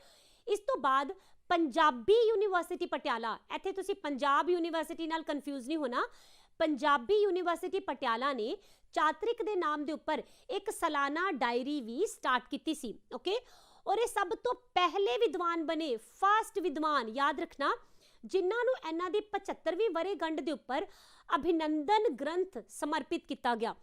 ਤੁਹਾਨੂੰ ਯਾਦ ਹੋਏਗਾ ਅਸੀਂ ਨਾ ਭਾਈ ਵੀਰ ਸਿੰਘ ਦੇ ਬਾਰੇ ਦੇ ਵਿੱਚ ਵੀ ਪੜ੍ਹਿਆ ਸੀ ਕਿ ਇਹਨਾਂ ਨੂੰ ਵੀ ਅਭਿਨੰਦਨ ਗ੍ਰੰਥ ਮਿਲਿਆ ਸੀ, ਹੈ ਨਾ। ਪਰ ਪਹਿਲੇ ਜਿਨ੍ਹਾਂ ਨੂੰ 75ਵੀਂ ਵਰ੍ਹੇਗੰਢ ਦੇ ਉੱਪਰ ਅਭਿਨੰਦਨ ਗ੍ਰੰਥ ਮਿਲਿਆ ਇਹ ਸੀਗੇ ਧਨੀਰਾਮ ਚਾਤਰਿਕ ਹੀ। ਓਕੇ, ਔਰ ਇਹ ਆਮ ਲੋਕਾਂ ਦੇ ਲਈ ਲਿਖਦੇ ਸੀਗੇ, ਹੈ ਨਾ। ਤਾਂ ਇਹਨਾਂ ਦੇ ਵਿੱਚ ਆਮ ਲੋਕਾਂ 'ਚ ਇੰਨੇ ਹਰਮਨ ਪਿਆਰੇ ਹੋਏ, ਇਹਨਾਂ ਨੂੰ ਆਧੁਨਿਕ ਲੋਕ ਕਵੀ ਕਿਹਾ ਗਿਆ। ਓਕੇ, ਪਰ ਜਦੋਂ ਤੁਸੀਂ ਇਹਨਾਂ ਦੀ ਕਵਿਤਾਵਾਂ ਜਾਂ ਰਚਨਾਵਾਂ ਦੇਖੋਗੇ ਨਾ ਤਾਂ ਉਹ ਪੁਰਾਤਨ ਕਵਿਤਾਵਾਂ ਪਲੱਸ ਜਿਹੜੀਆਂ ਆਧੁਨਿਕ ਕਵਿਤਾਵਾਂ ਉਹਨਾਂ ਦੇ ਵਿਚਕਾਰ ਇੱਕ ਪੁੱਲ ਦਾ ਕੰਮ ਕਰਦੀਆਂ। ਦੋਨੋਂ ਹੀ ਚੀਜ਼ਾਂ ਤੁਹਾਨੂੰ ਧਨੀਰਾਮ ਚਾਤਰਿਕ ਦੀਆਂ ਰਚਨਾਵਾਂ ਦੇ ਵਿੱਚ ਦੇਖਣ ਨੂੰ ਮਿਲ ਜਾਣਗੀਆਂ। ਓਕੇ, ਹਾਂਜੀ। ਧਨੀਰਾਮ ਚਾਤਰਿਕ ਨੇ ਜਦੋਂ ਆਪਣੀਆਂ ਪੁਸਤਕਾਂ ਲਿਖਣੀਆਂ ਸਟਾਰਟ ਕੀਤੀਆਂ ਤਾਂ ਇਹਦੇ ਦੋ ਪੜਾਅ ਮੰਨੇ ਜਾਂਦੇ ਆ। ਕੱਲ ਅਸੀਂ ਚੰਦਨਵਾੜੀ ਬਾਰੇ ਦੇਖਿਆ ਸੀ, ਹੈ ਨਾ, ਜਿਸ ਨੂੰ 1931 ਚ ਪ੍ਰਕਾਸ਼ਿਤ ਕੀਤਾ ਗਿਆ ਸੀ। ਇਹਨਾਂ ਦੀਆਂ ਕੁਝ ਇੱਕ ਰਚਨਾਵਾਂ ਜਿਹੜੀਆਂ ਇੰਨੀਆਂ ਕੁ ਜ਼ਿਆਦਾ ਇੰਪੋਰਟੈਂਟ ਹੈ ਕਿ ਅਕਸਰ ਹੀ ਪੇਪਰਾਂ ਦਾ ਹਿੱਸਾ ਬਣਦੀਆਂ ਤੇ ਚੰਦਨਵਾੜੀ ਉਹਨਾਂ ਦੇ ਵਿੱਚੋਂ ਹੀ ਇੱਕ ਮੰਨੀ ਜਾਏਗੀ। ਓਕੇ, ਤਾਂ 1931 ਵਿੱਚ ਜਦੋਂ ਇਹਨਾਂ ਨੇ ਚੰਦਨਵਾੜੀ ਲਿਖੀ, ਇੱਕ ਤਾਂ ਇਹਦੇ ਤੋਂ ਪਹਿਲਾਂ ਦਾ ਫੇਜ਼ ਹੈ ਔਰ ਇੱਕ ਇਹਦੇ ਤੋਂ ਬਾਅਦ ਦਾ ਫੇਜ਼ ਹੈ। ਜਦੋਂ ਚੰਦਨਵਾੜੀ ਹਾਲੇ ਨਹੀਂ ਲਿਖੀ ਗਈ ਸੀ ਉਸ ਤੋਂ ਪਹਿਲਾਂ ਇਹਨਾਂ ਨੇ ਆਪਣਾ ਹੱਥ ਕਿੱਸਾ ਕਾਵ ਦੇ ਵਿੱਚ ਅਜ਼ਮਾਇਆ ਸੀ, ਠੀਕ ਹੈ। ਤੇ ਦੂਸਰਾ ਪੜਾ ਆਂਦੇ ਆਂਦੇ ਇਹਨਾਂ ਦੀਆਂ ਕਵਿਤਾਵਾਂ ਜੋ ਹੈਗੀਆਂ ਨਾ ਉਹ ਸ਼ੁਰੂ ਹੋ ਗਿਆ ਸੀ। ਕਹਿਣ ਦਾ ਮਤਲਬ ਹੁਣ ਇਹ ਕਿੱਸਾ ਕਾਵ ਤੋਂ ਹਟ ਕੇ ਕਵਿਤਾਵਾਂ ਦੇ ਵੱਲ ਨੂੰ ਚੱਲ ਪਏ ਸੀ। ਓਕੇ, ਇਹ ਰੂਪ ਧਾਰਨ ਕਰ ਗਈਆਂ ਸੀ। ਆਲਰਾਈਟ, ਤਾਂ ਇਹਨਾਂ ਨੇ ਆਪਣੀਆਂ ਰਚਨਾਵਾਂ ਦੇ ਵਿੱਚ ਕਿੱਦਾਂ ਦੀਆਂ ਚੀਜ਼ਾਂ ਸ਼ਾਮਿਲ ਕੀਤੀਆਂ? ਸਮਾਜਿਕ, ਧਾਰਮਿਕ, ਸਦਾਚਾਰਕ ਵਿਸ਼ੇ। ਹੁਣੇ ਤਾਂ ਅਸੀਂ ਕਿਹਾ ਕਿ ਇਹਨਾਂ ਨੂੰ ਲੋਕ ਕਵੀ ਬੋਲਿਆ ਜਾ ਰਿਹਾ ਕਿਉਂਕਿ ਲੋਕਾਂ ਦੇ ਵਿੱਚ ਰਹਿ ਕੇ ਵਿਚਰਦੇ ਸੀ ਇਹ, ਠੀਕ ਹੈ। ਔਰ ਇਹ ਸਮਾਜਿਕ, ਧਾਰਮਿਕ ਜਿਹੜੀਆਂ ਕੁਰੀਤੀਆਂ ਉਹਨਾਂ ਦੇ ਅਗੇਂਸਟ ਵੀ ਇਹਨਾਂ ਨੇ ਆਵਾਜ਼ ਉਠਾਈ। ਇਸ ਦੇ ਨਾਲ ਨਾਲ ਕੁਦਰਤ ਦੀ ਸੁੰਦਰਤਾ ਦੇ ਬਾਰੇ ਦੇ ਵਿੱਚ ਵੀ ਬੋਲਿਆ। ਇਸਤਰੀ ਤੇ ਮਰਦ ਦੇ ਪਿਆਰ ਦੇ ਬਾਰੇ ਵਿੱਚ ਵੀ ਭਾਵਾਂ ਨੂੰ ਇਹਨਾਂ ਨੇ ਆਪਣੀਆਂ ਰਚਨਾਵਾਂ ਦੇ ਵਿੱਚ ਦੱਸਿਆ ਸੀ, ਠੀਕ ਹੈ। ਤੇ ਧਨੀਰਾਮ ਚਾਤਰਿਕ ਉਹ ਪਰਸਨ ਹੈਗੇ ਨੇ ਜਿਨ੍ਹਾਂ ਦੀਆਂ ਰਚਨਾਵਾਂ ਦੇ ਵਿੱਚ ਤੁਹਾਨੂੰ ਨਾ ਸੂਫੀ ਪ੍ਰਭਾਵ ਵੀ ਦੇਖਣ ਨੂੰ ਮਿਲ ਜਾਏਗਾ। ਤੇ ਤੁਹਾਡੇ ਕੋਲ ਪੁੱਛਿਆ ਜਾਏ ਕਿੱਦਾਂ ਦੇ ਸ਼ਾਇਰ ਸੀ, ਇਹ ਯਥਾਰਥਵਾਦੀ ਸ਼ਾਇਰ ਹੈ। ਓਕੇ, ਔਰ ਅਗਰ ਪ੍ਰਗਤੀਵਾਦੀ ਆਏਗਾ ਤਾਂ ਵੀ ਬਿਲਕੁਲ ਸਹੀ ਹੈ, ਆਸ਼ਾਵਾਦੀ ਆਏਗਾ ਤਾਂ ਵੀ ਸਹੀ ਹੈ, ਠੀਕ ਹੈ। ਤਿੰਨੋਂ ਹੀ ਸਹੀ ਹੋਣਗੇ, ਕਨਫਿਊਜ਼ ਨਾ ਹੋਣਾ। ਓਕੇ, ਤੇ ਇਹਨਾਂ ਦੀਆਂ ਰਚਨਾਵਾਂ ਦੇ ਵਿੱਚ ਸਮਾਜ ਸੁਧਾਰ ਦੀਆਂ ਰਚਨਾਵਾਂ ਦੇ ਕਾਫੀ ਸੁਨੇਹੇ ਦਿੱਤੇ ਗਏ। ਹੁਣ ਇਹਨਾਂ ਨੇ ਮੇਨ ਕਿਹੜੇ ਛੰਦ ਹੈ ਜਿਨ੍ਹਾਂ ਨੂੰ ਵਰਤ ਕੇ ਆਪਣੀਆਂ ਰਚਨਾਵਾਂ ਲਿਖੀਆਂ? ਤਾਂ ਤਿੰਨ ਛੰਦ ਤੁਸੀਂ ਯਾਦ ਰੱਖ ਲੈਣਾ, ਠੀਕ ਹੈ। ਇਹ ਹੈਗੇ ਆ ਬੈਂਤ ਛੰਦ, ਕੋਰੜਾ ਛੰਦ ਔਰ ਦੋਹਿਰਾ ਛੰਦ। ਓਕੇ ਜੀ, ਹਾਂਜੀ। ਇਸ ਤੋਂ ਬਾਅਦ ਹੁਣ ਇੱਥੇ ਤੁਹਾਨੂੰ ਮੈਂ ਦਿੱਤੀਆਂ ਕੁਝ ਇੱਕ ਰਚਨਾਵਾਂ ਜਿਹੜੀਆਂ ਕਿ ਜ਼ਿਆਦਾ ਇੰਪੋਰਟੈਂਟ ਨੇ, ਠੀਕ ਹੈ। ਤਾਂ ਪਹਿਲੇ ਦੋ ਕਿੱਸੇ ਹੈਗੇ ਨੇ, ਇਹ ਦੋਨੋਂ ਕਿੱਸੇ ਭਰਥਰੀ ਹਰੀ ਔਰ ਨਲ ਦਮਯੰਤੀ, ਠੀਕ ਹੈ। ਇਹ ਤੁਸੀਂ ਯਾਦ ਰੱਖਣੇ ਹੈ। ਤਾਂ ਤੁਹਾਨੂੰ ਇਹ ਯਾਦ ਰਹਿਣਾ ਚਾਹੀਦਾ ਆ। ਰਾਸ਼ਟਰਵਾਦੀ ਤਾਂ ਆਲਮੋਸਟ ਤੁਸੀਂ ਲਗਾ ਕੇ ਚੱਲੋ ਅਨੀਤਾ ਜੀ, ਪੰਜਾਬੀ ਦੇ ਜਿੰਨੇ ਵੀ ਕਵੀ ਹੈ ਨਾ ਆਲਮੋਸਟ ਤੁਹਾਨੂੰ ਰਾਸ਼ਟਰਵਾਦੀ ਮਿਲਣਗੇ। ਕਿਸ ਲਈ? ਕਿਉਂਕਿ ਓਬਵੀਅਸਲੀ ਧਨੀਰਾਮ ਚਾਤਰਿਕ ਜੀ ਨੇ ਵੀ ਆਪਣੀਆਂ ਰਚਨਾਵਾਂ ਦੇ ਵਿੱਚ ਜਿਹੜਾ ਜਦੋਂ 1947 ਦੀ ਵੰਡ ਹੋਈ ਹੈ ਉਸ ਟਾਈਮ ਦੀ ਗੱਲ ਕੀਤੀ ਹੈ ਨਾ। ਤਾਂ ਇਹ ਵੀ ਹੋ ਸਕਦਾ ਹੈ, ਬਿਲਕੁਲ ਹੋ ਸਕਦਾ ਹੈ, ਠੀਕ ਹੈ। ਪਰ ਮੇਨ ਇਹਨਾਂ ਦੇ ਲਈ ਨਾ ਯਥਾਰਥਵਾਦੀ ਜਿਹੜਾ ਹੈਗਾ ਕੁਐਸਚਨਸ ਦੇ ਵਿੱਚ ਪੁੱਛਿਆ ਜਾਂਦਾ ਹੈ। ਤਾਂ ਹੀ ਮੈਂ ਤੁਹਾਨੂੰ ਕਿਹਾ ਕਿ ਅਦਰਵਾਈਜ਼ ਤਾਂ ਤੁਸੀਂ ਦੇਖਿਆ, ਤੁਸੀਂ ਕਿਸੇ ਵੀ ਗੱਲ ਕਰ ਲਓ ਰਾਈਟਰ ਦੀ, ਸਿਰਫ ਧਨੀਰਾਮ ਚਾਤਰਿਕ ਦੀ ਗੱਲ ਨਹੀਂ ਹੈ। ਕੋਈ ਵੀ ਰਾਈਟਰ ਇੱਕ ਹੀ ਚੀਜ਼ ਦੇ ਕਾਵ ਨੂੰ ਲੈ ਕੇ ਨਹੀਂ ਚੱਲਦਾ। ਕਹਿਣ ਦਾ ਮਤਲਬ ਇੱਕ ਕਾਵ ਰੂਪ ਨੂੰ ਨਹੀਂ ਵਰਤਦੇ ਇਹ, ਠੀਕ ਹੈ। ਸਾਰੇ ਰਾਈਟਰ ਅਲੱਗ-ਅਲੱਗ ਨੂੰ ਵਰਤਦੇ ਨੇ। ਤੇ ਫਿਰ ਉਹਦਾ ਨਾਮ ਫਿਰ ਫੇਮਸ ਕਿਵੇਂ ਹੁੰਦਾ ਕਿ ਇਹ ਕਿਹੜੀ ਵਾਦ ਨੂੰ ਜ਼ਿਆਦਾ ਰਿਲੇਟ ਕਰਦੇ ਹੈ? ਜਿਹੜੀਆਂ ਰਚਨਾਵਾਂ ਦੇ ਬਾਰੇ ਦੇ ਵਿੱਚ ਜ਼ਿਆਦਾ ਪੜ੍ਹਿਆ ਜਾਏ, ਜਿੰਨਾ ਮਤਲਬ ਜ਼ਿਆਦਾ ਰਚਨਾਵਾਂ ਦੇ ਬਾਰੇ ਦੇ ਵਿੱਚ ਜਿਸ ਚੀਜ਼ ਦਾ ਇਹਨਾਂ ਨੇ ਯੂਜ਼ ਕੀਤਾ ਹੋਏ ਇਹਨਾਂ ਨੂੰ ਉਹਨਾਂ ਦੇ ਨਾਲ ਜੋੜ ਦਿੰਦੇ ਨੇ। ਅਦਰਵਾਈਜ਼ ਤਾਂ ਇਹ ਪ੍ਰਗਤੀਵਾਦੀ ਵੀ ਹੈ, ਰਾਸ਼ਟਰਵਾਦੀ ਵੀ ਨੇ, ਠੀਕ ਹੈ, ਐਂਡ ਰਹੱਸਵਾਦੀ ਵੀ ਹੈਗੇ ਨੇ। ਕਈ ਜਗ੍ਹਾ ਤੁਹਾਨੂੰ ਰੋਮਾਂਸਵਾਦੀ ਵੀ ਮਿਲ ਜਾਣਗੇ, ਠੀਕ ਹੈ। ਤਾਂ ਇਹ ਸਾਰਾ ਕੁਝ ਹੀ ਰਿਲੇਟ ਹੋਏਗਾ। ਓਕੇ, ਪਰ ਜ਼ਿਆਦਾ ਇਹਨਾਂ ਨੇ ਯਥਾਰਥ ਦੀ ਵਰਤੋਂ ਕੀਤੀ ਸੀ, ਠੀਕ ਹੈ ਜੀ। ਅੱਗੇ ਧਰਮਵੀਰ ਆ ਗਿਆ। ਫਿਰ ਚੰਦਨਵਾੜੀ ਇਹਨਾਂ ਦੀ ਛੋਟੀਆਂ ਕਵਿਤਾਵਾਂ ਦਾ ਸੰਗ੍ਰਹਿ ਹੈਗਾ। ਇਹ ਜਿਹੜੇ ਮੈਂ ਬ੍ਰੈਕਟ 'ਚ ਲਿਖੇ ਨਾ ਇਹ ਤੁਸੀਂ ਯਾਦ ਰੱਖਣੇ ਹੈ ਕਿ ਕਿਹੜੀ ਚੀਜ਼ ਦੇ ਨਾਲ ਰਿਲੇਟ ਕਰਦੀ ਹੈ, ਠੀਕ ਹੈ ਜੀ। ਉਸ ਤੋਂ ਬਾਅਦ ਕੇਸਰ ਕਿਆਰੀ, ਨਵਾਂ ਜਹਾਨ, ਨੂਰ ਜਹਾਂ ਬਾਦਸ਼ਾਹ ਬੇਗਮ, ਸੂਫੀ ਖਾਨਾ, ਇਹ ਰਹੱਸਵਾਦੀ ਕਾਵ ਸੰਗ੍ਰਹਿ ਹੈਗਾ, ਠੀਕ ਹੈ, ਸੂਫੀ ਖਾਨਾ। ਇਸ ਤੋਂ ਬਾਅਦ ਚਾਤਰਿਕ ਪੁਸ਼ਪਮਾਲਾ ਔਰ ਚਾਤਰਿਕ ਰਚਨਾਵਲੀ, ਇਹ ਇਹਨਾਂ ਦੀ ਇੰਪੋਰਟੈਂਟ ਹੋ ਗਈਆਂ ਰਚਨਾਵਾਂ। ਇਸ ਤੋਂ ਬਾਅਦ ਆ ਜੋ ਪ੍ਰਮੁੱਖ ਕਵਿਤਾਵਾਂ, ਤਾਂ ਇੱਕ ਵਾਰ ਮੈਂ ਜਸਟ ਪੜ੍ਹ ਦਿੰਨੀ ਆ, ਠੀਕ ਹੈ, ਔਰ ਇਹਨਾਂ ਦੇ ਨਾਮ ਵੈਸੇ ਤੁਹਾਨੂੰ ਯਾਦ ਰਹਿ ਹੀ ਜਾਣਗੇ। ਪਤਾ ਕਿਸ ਲਈ? ਇਹਦੇ ਵਿੱਚ ਇੱਕ ਨਾ ਸਟੋਰੀ ਜੀ ਬਣ ਰਹੀ ਹੈ, ਪਤਾ ਨਹੀਂ ਕਿੱਦਾਂ ਬਣੀ, ਪਰ ਆਪਣੇ ਆਪ ਬਣ ਰਹੀ ਹੈ। ਕਿਸ ਤਰ੍ਹਾਂ? ਦੇਖੋ, ਪੰਜਾਬ ਦੇ ਮੰਨ ਲਓ ਇਹ ਰਹਿੰਦੇ ਆ, ਕਿਉਂਕਿ ਅੰਮ੍ਰਿਤਸਰ ਰਹਿੰਦੇ ਸੀ ਨਾ, ਪੰਜਾਬ ਦੇ ਰਹਿਣ ਵਾਲੇ ਹੈ, ਤੇ ਇਹਨਾਂ ਦੀ ਬੋਲੀ ਕੀ ਸੀ? ਪੰਜਾਬੀ। ਜਦੋਂ ਇਹ ਭਾਈ ਵੀਰ ਸਿੰਘ ਨੂੰ ਮਿਲੇ ਨਾ ਧਨੀ ਰਾਮ ਚਾਤਰਿਕ, ਇਹਨਾਂ ਨੇ ਕਿਹਾ ਨਾ ਜੀ, ਅੱਜ ਤੋਂ ਬਾਅਦ ਤਾਂ ਬੋਲੀ ਹੈ ਪੰਜਾਬੀ ਸਾਡੀ, ਠੀਕ ਹੈ। ਤੇ ਫਿਰ ਇਹ ਕੀ ਕਰਦੇ ਸੀ ਜੀ? ਇਹ ਭਾਈ ਵੀਰ ਸਿੰਘ ਦੇ ਨਾਲ ਵਿਸਾਖੀ ਦਾ ਮੇਲਾ ਦੇਖਣ ਜਾਂਦੇ ਸੀ, ਬਸੰਤ ਦਾ, ਸੌਣ ਦਾ, ਤਿੰਨੋਂ ਮੇਲਿਆਂ 'ਚ ਬੜਾ ਮਜ਼ਾ ਆਉਂਦਾ ਸੀ। ਤਾਂ ਮੇਲੇ ਦੇ ਵਿੱਚ ਜੱਟ ਜਾਂਦਾ ਸੀ, ਠੀਕ ਹੈ ਜੀ। ਤੇ ਉੱਥੇ ਫਿਰ ਇਹ ਜਦੋਂ ਦੇਖਦੇ ਸੀ ਮੇਲੇ ਦੇ ਵਿੱਚ ਜਲੇਬੀਆਂ ਹੈਗੀਆਂ, ਖਾਣ ਪੀਣ ਦਾ ਸਮਾਨ ਹੈਗਾ। ਅੱਜ ਤਰ੍ਹਾਂ ਨਹੀਂ ਹੁੰਦਾ ਨਾ ਕਿ ਪੀਜ਼ਾ ਘਰੇ ਹੀ ਆਰਡਰ ਕਰ ਦਿੱਤਾ, ਐਦਾਂ ਤਾਂ ਹੁੰਦਾ ਨਹੀਂ। ਤਾਂ ਉਸ ਟਾਈਮ ਦੇ ਵਿੱਚ ਕੀ ਹੁੰਦਾ ਸੀਗਾ? ਇਹਨਾਂ ਦਾ ਬੜਾ ਸੁਪਨਾ ਹੁੰਦਾ ਸੀ ਮੇਲੇ 'ਚ। ਪਤਾ ਕਿਉਂ ਜਾਂਦੇ ਸੀ? ਪੇਟ ਪੂਜਾ ਕਰਨ ਵਾਸਤੇ। ਇਹੀ ਮੇਨ ਇਹਨਾਂ ਦਾ ਸੁਪਨਾ ਸੀ, ਠੀਕ ਹੈ। ਤੇ ਸਾਰੇ ਦਿਲੀ ਵਲਵਲੇ ਇਹ ਉੱਥੇ ਇਹਨਾਂ ਦੇ ਦਿਲ 'ਚ ਵਹਿੰਦੇ ਰਹਿੰਦੇ ਸੀਗੇ। ਤੇ ਉੱਤੇ ਫਿਰ ਬੜੇ ਹੀ ਸ਼ੌਂਕ ਦੇ ਨਾਲ ਇਹ ਮੇਲੇ ਦੇ ਵਿੱਚ ਕਿੱਕਲੀ ਕਲੀ ਪਾਉਂਦੇ, ਓਕੇ। ਤੇ ਇਹ ਬੜੇ ਹੀ ਗਰੀਬ ਸੀ, ਠੀਕ ਹੈ। ਤਾਂ ਗਰੀਬ ਕਿਰਸਾਨ ਔਰ ਗਰੀਬਾਂ ਦਾ ਗੁਰਪੁਰਬ। ਹੁਣ ਜਦੋਂ ਇਹ ਗਰੀਬਾਂ ਦੇ ਗੁਰਪੁਰਬ ਦੇ ਵਿੱਚ ਗਏ, ਪਹਿਲਾਂ ਤਾਂ ਇਹ ਜਵਾਨੀ 'ਚ ਮੇਲਿਆਂ 'ਚ ਜਾਂਦੇ ਰਹੇ, ਜਦੋਂ ਇਹਨਾਂ ਦੀ ਉਮਰ ਹੋ ਗਈ ਤਾਂ ਫਿਰ ਇਹ ਗੁਰਪੁਰਬ 'ਚ ਗਏ। ਉੱਥੇ ਜਾ ਕੇ ਇਹਨਾਂ ਨੂੰ ਜੀਵਨ ਜੋਤ ਨਜ਼ਰ ਆਈ, ਇਹਨਾਂ ਨੂੰ ਚਾਨਣ ਨਜ਼ਰ ਆਇਆ, ਠੀਕ ਹੈ। ਇਹਨਾਂ ਨੇ ਉੱਥੇ ਦੇਖਿਆ, ਰਾਧਾ ਜੀ ਦਾ ਸੰਦੇਸ਼ ਸੁਣਿਆ, ਸੀਤਾ ਜੀ ਦਾ ਸੰਦੇਸ਼ ਸੁਣਿਆ, ਭਗਵਾਨ ਦੇ ਨਾਲ ਜੁੜ ਗਏ, ਠੀਕ ਹੈ। ਭਗਵਾਨ ਦੇ ਨਾਲ ਜੁੜਨ ਤੋਂ ਬਾਅਦ ਫਿਰ ਇਹਨਾਂ ਨੂੰ ਸੁਰਗ ਦੀ ਪ੍ਰਾਪਤੀ ਹੋਈ। ਸਮਝ ਗਏ? ਤਾਂ ਦੋ ਫੇਜ਼ ਲੈ ਲਓ ਧਨੀ ਰਾਮ ਚਾਤਰਿਕ ਦੇ। ਪਹਿਲਾ ਫੇਜ਼ ਤੁਸੀਂ ਉਹ ਲੈ ਲਓ ਜਿਸ ਦੇ ਵਿੱਚ ਇਹ ਜਵਾਨ ਹੈਗੇ ਨੇ ਔਰ ਮੇਲਿਆਂ ਦੇ ਵਿੱਚ ਘੁੰਮਦੇ ਨੇ, ਠੀਕ ਹੈ। ਦੂਸਰਾ ਫੇਜ਼ ਲੈ ਲਓ ਕਿ ਜਦੋਂ ਇਹ ਗੁਰਪੁਰਬ ਦੇ ਵਿੱਚ ਪਹਿਲੀ ਵਾਰੀ ਪਹੁੰਚੇ, ਯਾਨੀ ਕਿ ਜਦੋਂ ਇਹਨਾਂ ਦੀ ਥੋੜੀ ਉਮਰ ਹੋ ਗਈ, ਉਸ ਤੋਂ ਬਾਅਦ ਇਹਨਾਂ ਨੇ ਗੁਰਪੁਰਬ ਦੇ ਵਿੱਚ ਜਾਣਾ ਸ਼ੁਰੂ ਕੀਤਾ, ਤਾਂ ਫਿਰ ਇਹਨਾਂ ਨੂੰ ਜੀਵਨ ਜੋਤ ਔਰ ਚਾਨਣ ਮਿਲਿਆ। ਫਿਰ ਰਾਧਾ ਔਰ ਸੀਤਾ ਦੇ ਸੰਦੇਸ਼ ਸੁਣ ਕੇ ਭਗਵਾਨ ਨਾਲ ਜੁੜ ਗਏ ਔਰ ਇਹਨਾਂ ਨੂੰ ਸਵਰਗ ਦੀ ਪ੍ਰਾਪਤੀ ਹੋ ਗਈ, ਠੀਕ ਹੈ। ਇਸ ਤਰ੍ਹਾਂ ਤੁਸੀਂ ਸਾਰੀਆਂ ਹੀ ਪ੍ਰਮੁੱਖ ਕਵਿਤਾਵਾਂ ਨੂੰ ਦੇਖ ਸਕਦੇ ਹੋ। ਆਲਰਾਈਟ, ਅੱਗੇ ਚੱਲਦੇ ਹਾਂ ਜੀ। ਅੱਗੇ ਹੈ ਕੁਝ ਇਹਨਾਂ ਨੇ ਵਾਰਤਕ ਰਚਨਾਵਾਂ ਵੀ ਕੀਤੀਆਂ ਨੇ, ਠੀਕ ਹੈ। ਤਾਂ ਇਹ ਤੁਹਾਨੂੰ ਸਾਲ ਵੈਸੇ ਇੰਨਾ ਜ਼ਿਆਦਾ ਯਾਦ ਕਰਨ ਦੀ ਜ਼ਰੂਰਤ ਨਹੀਂ ਹੈਗੀ, ਸਿਰਫ ਤੁਹਾਨੂੰ ਇੱਕ ਵਾਰੀ ਨਜ਼ਰ ਜ਼ਰੂਰ ਮਾਰ ਲੈਣਾ, ਠੀਕ ਹੈ। ਦੋ ਉੱਤਮ ਜੀਵਨ, ਉਥੈਲੋ, ਫੁੱਲਾਂ ਦੀ ਟੋਕਰੀ, ਠੀਕ ਹੈ। ਇਸ ਤੋਂ ਬਾਅਦ ਇਸਤਰੀ ਦੁਖਦਸ਼ੀ, ਦੈਨ ਰੂਪ ਦੀ ਦਾਦ, ਭਾਈ ਪ੍ਰਬੁੱਧ ਸਿੰਘ ਦੀ ਜੀਵਨ ਸੁਧਾਰ, ਰਮਈਆ ਸੇਠ, ਈਸਨ ਪੀਤੀ ਔਰ ਪੰਚ ਪਰਮੇਸ਼ਵਰ। ਇਹਨਾਂ ਦੀ ਵਾਰਤਕ ਹੈਗੀਆਂ ਨੇ ਰਚਨਾਵਾਂ, ਠੀਕ ਹੈ। ਔਰ ਜਿਹੜੀ ਪੰਚ ਪਰਮੇਸ਼ਵਰ ਹੈ, ਇਹਦੇ ਵਿੱਚ ਜਿੰਨੀਆਂ ਵੀ ਰਚਨਾਵਾਂ ਲਿਖੀਆਂ ਗਈਆਂ, ਇਹ ਟਰੈਕਟ ਦੇ ਰੂਪ ਦੇ ਵਿੱਚ ਲਿਖੀਆਂ ਗਈਆਂ ਸੀ, ਠੀਕ ਹੈ। ਇਹ ਵੀ ਇੰਪੋਰਟੈਂਟ ਰਹੂਗਾ, ਓਕੇ। ਇਸ ਤੋਂ ਬਾਅਦ ਇਹਦੇ ਵਿੱਚ ਇਸੇ ਕਰਕੇ ਗਲਪ ਦੇ ਅੰਸ਼ ਤੁਹਾਨੂੰ ਦੇਖਣ ਨੂੰ ਮਿਲ ਜਾਣਗੇ, ਠੀਕ ਹੈ ਜੀ। ਹੁਣ ਇਹਨਾਂ ਦੀਆਂ ਚਾਰ ਇਹੋ ਜਿਹੀਆਂ ਰਚਨਾਵਾਂ ਜਿਹੜੀਆਂ ਛਪੀਆਂ ਨਹੀਂ, ਓਕੇ। ਤਾਂ ਇਸ ਕਰਕੇ ਇਹਨਾਂ ਦੀ ਹੱਤਿਆ ਹੀ ਹੋ ਗਈ, ਹੱਤਿਆ ਕਾਂਡ, ਔਰ ਇਹਨਾਂ ਨੂੰ ਫਿਰ ਸ਼ਰਧਾਂਜਲੀ ਦੇ ਦਿੱਤੀ ਗਈ, ਠੀਕ ਹੈ। ਕਿਹਨਾਂ ਨੂੰ? ਚਾਤਰਿਕ ਦੇ ਗੀਤ ਔਰ ਕਹਾਣੀ ਸੰਗ੍ਰਹਿ, ਠੀਕ ਹੈ। ਤਾਂ ਇਹ ਚਾਰ ਉਹ ਵਾਲੀਆਂ ਰਚਨਾਵਾਂ ਜਿਹੜੀਆਂ ਕਿ ਇਹਨਾਂ ਦੀਆਂ ਅਣਛਪੀਆਂ ਰਹਿ ਗਈਆਂ ਸੀ। ਆਲਰਾਈਟ, ਹਾਂਜੀ। ਤਾਂ ਹੁਣ ਇੱਥੋਂ ਤੁਹਾਡੇ ਲਈ ਟੈਸਟ ਸਟਾਰਟ ਹੋ ਜਾਂਦਾ ਹੈ, ਤੁਸੀਂ ਫਟਾਫਟ ਆਨਸਰ ਕਰਨੇ ਨੇ, ਓਕੇ। ਔਰ ਹੋਪਫੁਲੀ ਇਹਨਾਂ ਦੇ ਵਿੱਚ ਤੁਹਾਨੂੰ ਕਾਫੀ ਸਾਰੇ ਕੁਐਸਚਨ ਆ ਜਾਣਗੇ ਅਗਰ ਤੁਸੀਂ ਅੱਜ ਦੀ ਪੂਰੀ ਸਟੋਰੀ ਨੂੰ ਧਿਆਨ ਨਾਲ ਸੁਣਿਆ ਤਾਂ, ਠੀਕ ਹੈ ਜੀ। ਹਾਂਜੀ, ਤਾਂ ਸਟਾਰਟ ਕਰੀਏ। ਧਨੀ ਰਾਮ ਚਾਤਰਿਕ ਦਾ ਜਨਮ ਕਦੋਂ ਹੋਇਆ? 4 ਅਕਤੂਬਰ 1876, 5 ਅਕਤੂਬਰ 1876, 10 ਨਵੰਬਰ 1875 ਜਾਂ ਫਿਰ 11 ਨਵੰਬਰ 1875। ਆਨਸਰ ਆਨ ਦੋ ਜੀ ਜਲਦੀ ਜਲਦੀ। ਡੋਲੀ ਜੀ ए, ਅਮਨਦੀਪ ਜੀ ए बोल रहे ने, वेरी गुड। बाकी भी आन दो, हाँ जी, शाबाश। हाँ जी, सुखजिंदर जी ए, बिल्कुल सही आंसर जा रहा है तुहाडा सारियां दा। 4 अक्टूबर 1876, ठीक है, 4 अक्टूबर 1876। अगला प्रश्न है, धनी राम चातरिक दा जन्म कित्थे होया? पसियांवाला शेखूपुरा, चाक औल अमृतसर, अधियाना लुधियाना या फिर ਚਾਕ ਬਖਤੂ ਬਠਿੰਡਾ ਦੇ ਪਿੰਡ ਦੇ ਵਿੱਚ। ਇਹਨਾਂ ਦਾ ਜਨਮ ਕਿੱਥੇ ਹੋਇਆ ਜੀ? ਹਾਂਜੀ, ਜਨਮ ਕਿਹੜੀ ਜਗ੍ਹਾ ਤੇ ਹੋਇਆ ਇਹਨਾਂ ਚਾਰਾਂ ਦੇ ਵਿੱਚੋਂ? ਵੈਰੀ ਗੁੱਡ, ਬਿਲਕੁਲ ਸਹੀ ਆਨਸਰ ਹੈ ਜੀ। ਪਸੀਆਂਵਾਲਾ ਸ਼ੇਖੂਪੁਰਾ ਦੇ ਵਿੱਚ ਇਹਨਾਂ ਦਾ ਜਨਮ ਹੋਇਆ। ਅਗਲਾ, ਧਨੀ ਰਾਮ ਚਾਤਰਿਕ ਜੀ ਦੇ ਪਿਤਾ ਜੀ ਦਾ ਕੀ ਨਾਮ ਸੀ? ਪੰਮੀ ਮੱਲ, ਸੁਦਾ ਮੱਲ, ਪੋਹੂ ਮੱਲ ਜਾਂ ਫਿਰ ਉਪਰੋਕਤ ਵਿੱਚੋਂ ਕੋਈ ਵੀ ਨਹੀਂ। ਇਹਨਾਂ ਵਿੱਚੋਂ ਇਹਨਾਂ ਦੇ ਪਿਤਾ ਜੀ ਦਾ ਕੀ ਨਾਮ ਹੈ? ਪੱਸਿਆਂ ਵਾਲਾ ਬਿਲਕੁਲ ਸਹੀ ਹੈ। ਹੁਣ ਇਹਨਾਂ ਦੇ ਪਿਤਾ ਜੀ ਦਾ ਤੁਸੀਂ ਨਾਮ ਦੱਸਣਾ ਹੈ। ਠੀਕ ਹੈ ਜੀ। ਤੇ ਜਦੋਂ ਤੁਹਾਨੂੰ ਕਿਸੇ ਕੁਐਸਚਨ ਦੇ ਨਾਲ ਐਕਸਟਰਾ ਕੋਈ ਫੈਕਟ ਯਾਦ ਆਏ, ਜਿਸ ਤਰ੍ਹਾਂ ਅਗਰ ਤੁਹਾਨੂੰ ਯਾਦ ਆਇਆ ਕਿ ਪੱਸਿਆਂ ਵਾਲਾ ਪਾਕਿਸਤਾਨ ਵਿੱਚ ਹੈ, ਤੁਸੀਂ ਨਾਲ ਦੇ ਨਾਲ ਉੱਤੇ ਪੱਸਿਆਂ ਵਾਲਾ ਪਾਕਿਸਤਾਨ ਲਿਖ ਦਿਓ, ਤੁਹਾਡੇ ਐਕਸਟਰਾ ਕੁਐਸਚਨਸ ਵੀ ਨਾਲ ਨਾਲ ਹੁੰਦੇ ਜਾਣਗੇ। ਠੀਕ ਹੈ, ਬਿਲਕੁਲ ਸਾਰਿਆਂ ਦਾ ਸੀ ਆਨਸਰ ਆ ਰਿਹਾ ਹੈ। ਤਾਂ ਇਹਨਾਂ ਦੇ ਪਿਤਾ ਜੀ ਦਾ ਨਾਮ ਸੀਗਾ ਪੋਹੂਮਲ।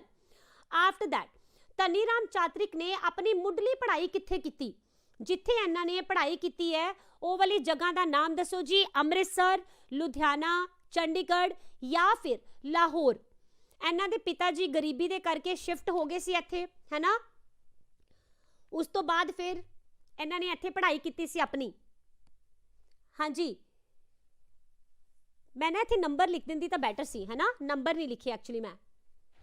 ਇਹਨਾਂ ਦੀ ਪੜ੍ਹਾਈ ਕਿੱਥੇ ਹੋਈ ਹੈ? ਬਿਲਕੁਲ ਸਹੀ ਆਨਸਰ, ਇਹਨਾਂ ਨੇ ਅੰਮ੍ਰਿਤਸਰ ਦੇ ਵਿੱਚ ਪੜ੍ਹਾਈ ਕੀਤੀ ਹੈ। ਓਕੇ, ਹਾਂਜੀ। ਔਰ ਕਿੰਨੀਆਂ ਕਲਾਸਾਂ ਪੜ੍ਹੇ ਸੀ ਇਹ ਵੀ ਦੱਸ ਦੇਣਾ। ਠੀਕ ਹੈ, ਹਾਂਜੀ। ਧਨੀ ਰਾਮ ਚਾਤਰਿਕ ਨੇ ਆ ਹੀ ਗਿਆ। ਚਲੋ ਅਗਲਾ ਪ੍ਰਸ਼ਨ ਇਹੀ ਆ ਗਿਆ ਕਿ ਇਹਨਾਂ ਨੇ ਪੜ੍ਹਾਈ ਕਿਹੜੀ ਕੀਤੀ ਹੈ ਨਾ, ਕਿਹੜੀ ਕਲਾਸ ਤੱਕ? ਬਿਲਕੁਲ ਇਹਨਾਂ ਨੇ 4th ਕਲਾਸ ਤੱਕ ਦੀ ਸਟੱਡੀ ਕੀਤੀ ਸੀ। ਓਕੇ, ਹਾਂਜੀ। ਪੰਜਾਬੀ ਦੇ ਕਿਸ ਕਵੀ ਨੂੰ ਧਰਤੀ ਦਾ ਕਵੀ ਕਿਹਾ ਜਾਂਦਾ ਹੈ? ਇਸ ਦਾ ਆਨਸਰ ਤਾਂ ਤੁਸੀਂ ਕਰ ਹੀ ਲਓਗੇ, ਤਾਂ ਮੈਨੂੰ ਤੁਸੀਂ ਇਸ ਦੇ ਨਾਲ ਨਾਲ ਇਹ ਵੀ ਦੱਸ ਦੇਣਾ ਕਿ ਕਿਉਂ ਬੋਲਦੇ ਆ ਇਹਨਾਂ ਨੂੰ ਧਰਤੀ ਦਾ ਕਵੀ। ਠੀਕ ਹੈ ਜੀ, ਧਰਤੀ ਦਾ ਕਵੀ ਬੋਲਿਆ ਕਿਉਂ ਜਾਂਦਾ ਹੈ ਇਹ ਵੀ ਦੱਸਣਾ ਹੈ।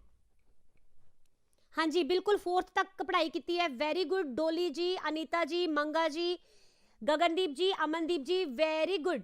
सारे बहुत अच्छा कर रहे हो। सुखजिंदर जी, हरजीत जी, वेरी ग्रेट। सैशन नू शेयर भी कर दो प्लीज, मैनू भी थोड़ा जा लगे कि हाँ बई तुसी सपोर्ट कर रहे हो। ठीक है, तुहाडी सपोर्ट तो बिना मजा नहीं आंदा पढ़ाउण दा, है ना। ठीक है, सैशन नू शेयर कर दो।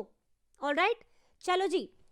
हाँ जी, ਧਰਤੀ ਦਾ ਕਵੀ ਕਿਹਨਾਂ ਨੂੰ ਕਿਹਾ ਜਾਂਦਾ ਹੈ? ਧਨੀ ਰਾਮ ਚਾਤਰਿਕ ਨੂੰ। ਕਿਸ ਲਈ? ਕਿਉਂਕਿ ਇਹਨਾਂ ਨੇ ਆਪਣੀਆਂ ਕਵਿਤਾਵਾਂ ਦੇ ਵਿੱਚ ਅਰਸ਼ਾਂ ਦੀ ਜਗ੍ਹਾ ਤੇ ਫਰਸ਼ਾਂ ਦੀ ਗੱਲ ਕੀਤੀ ਸੀ।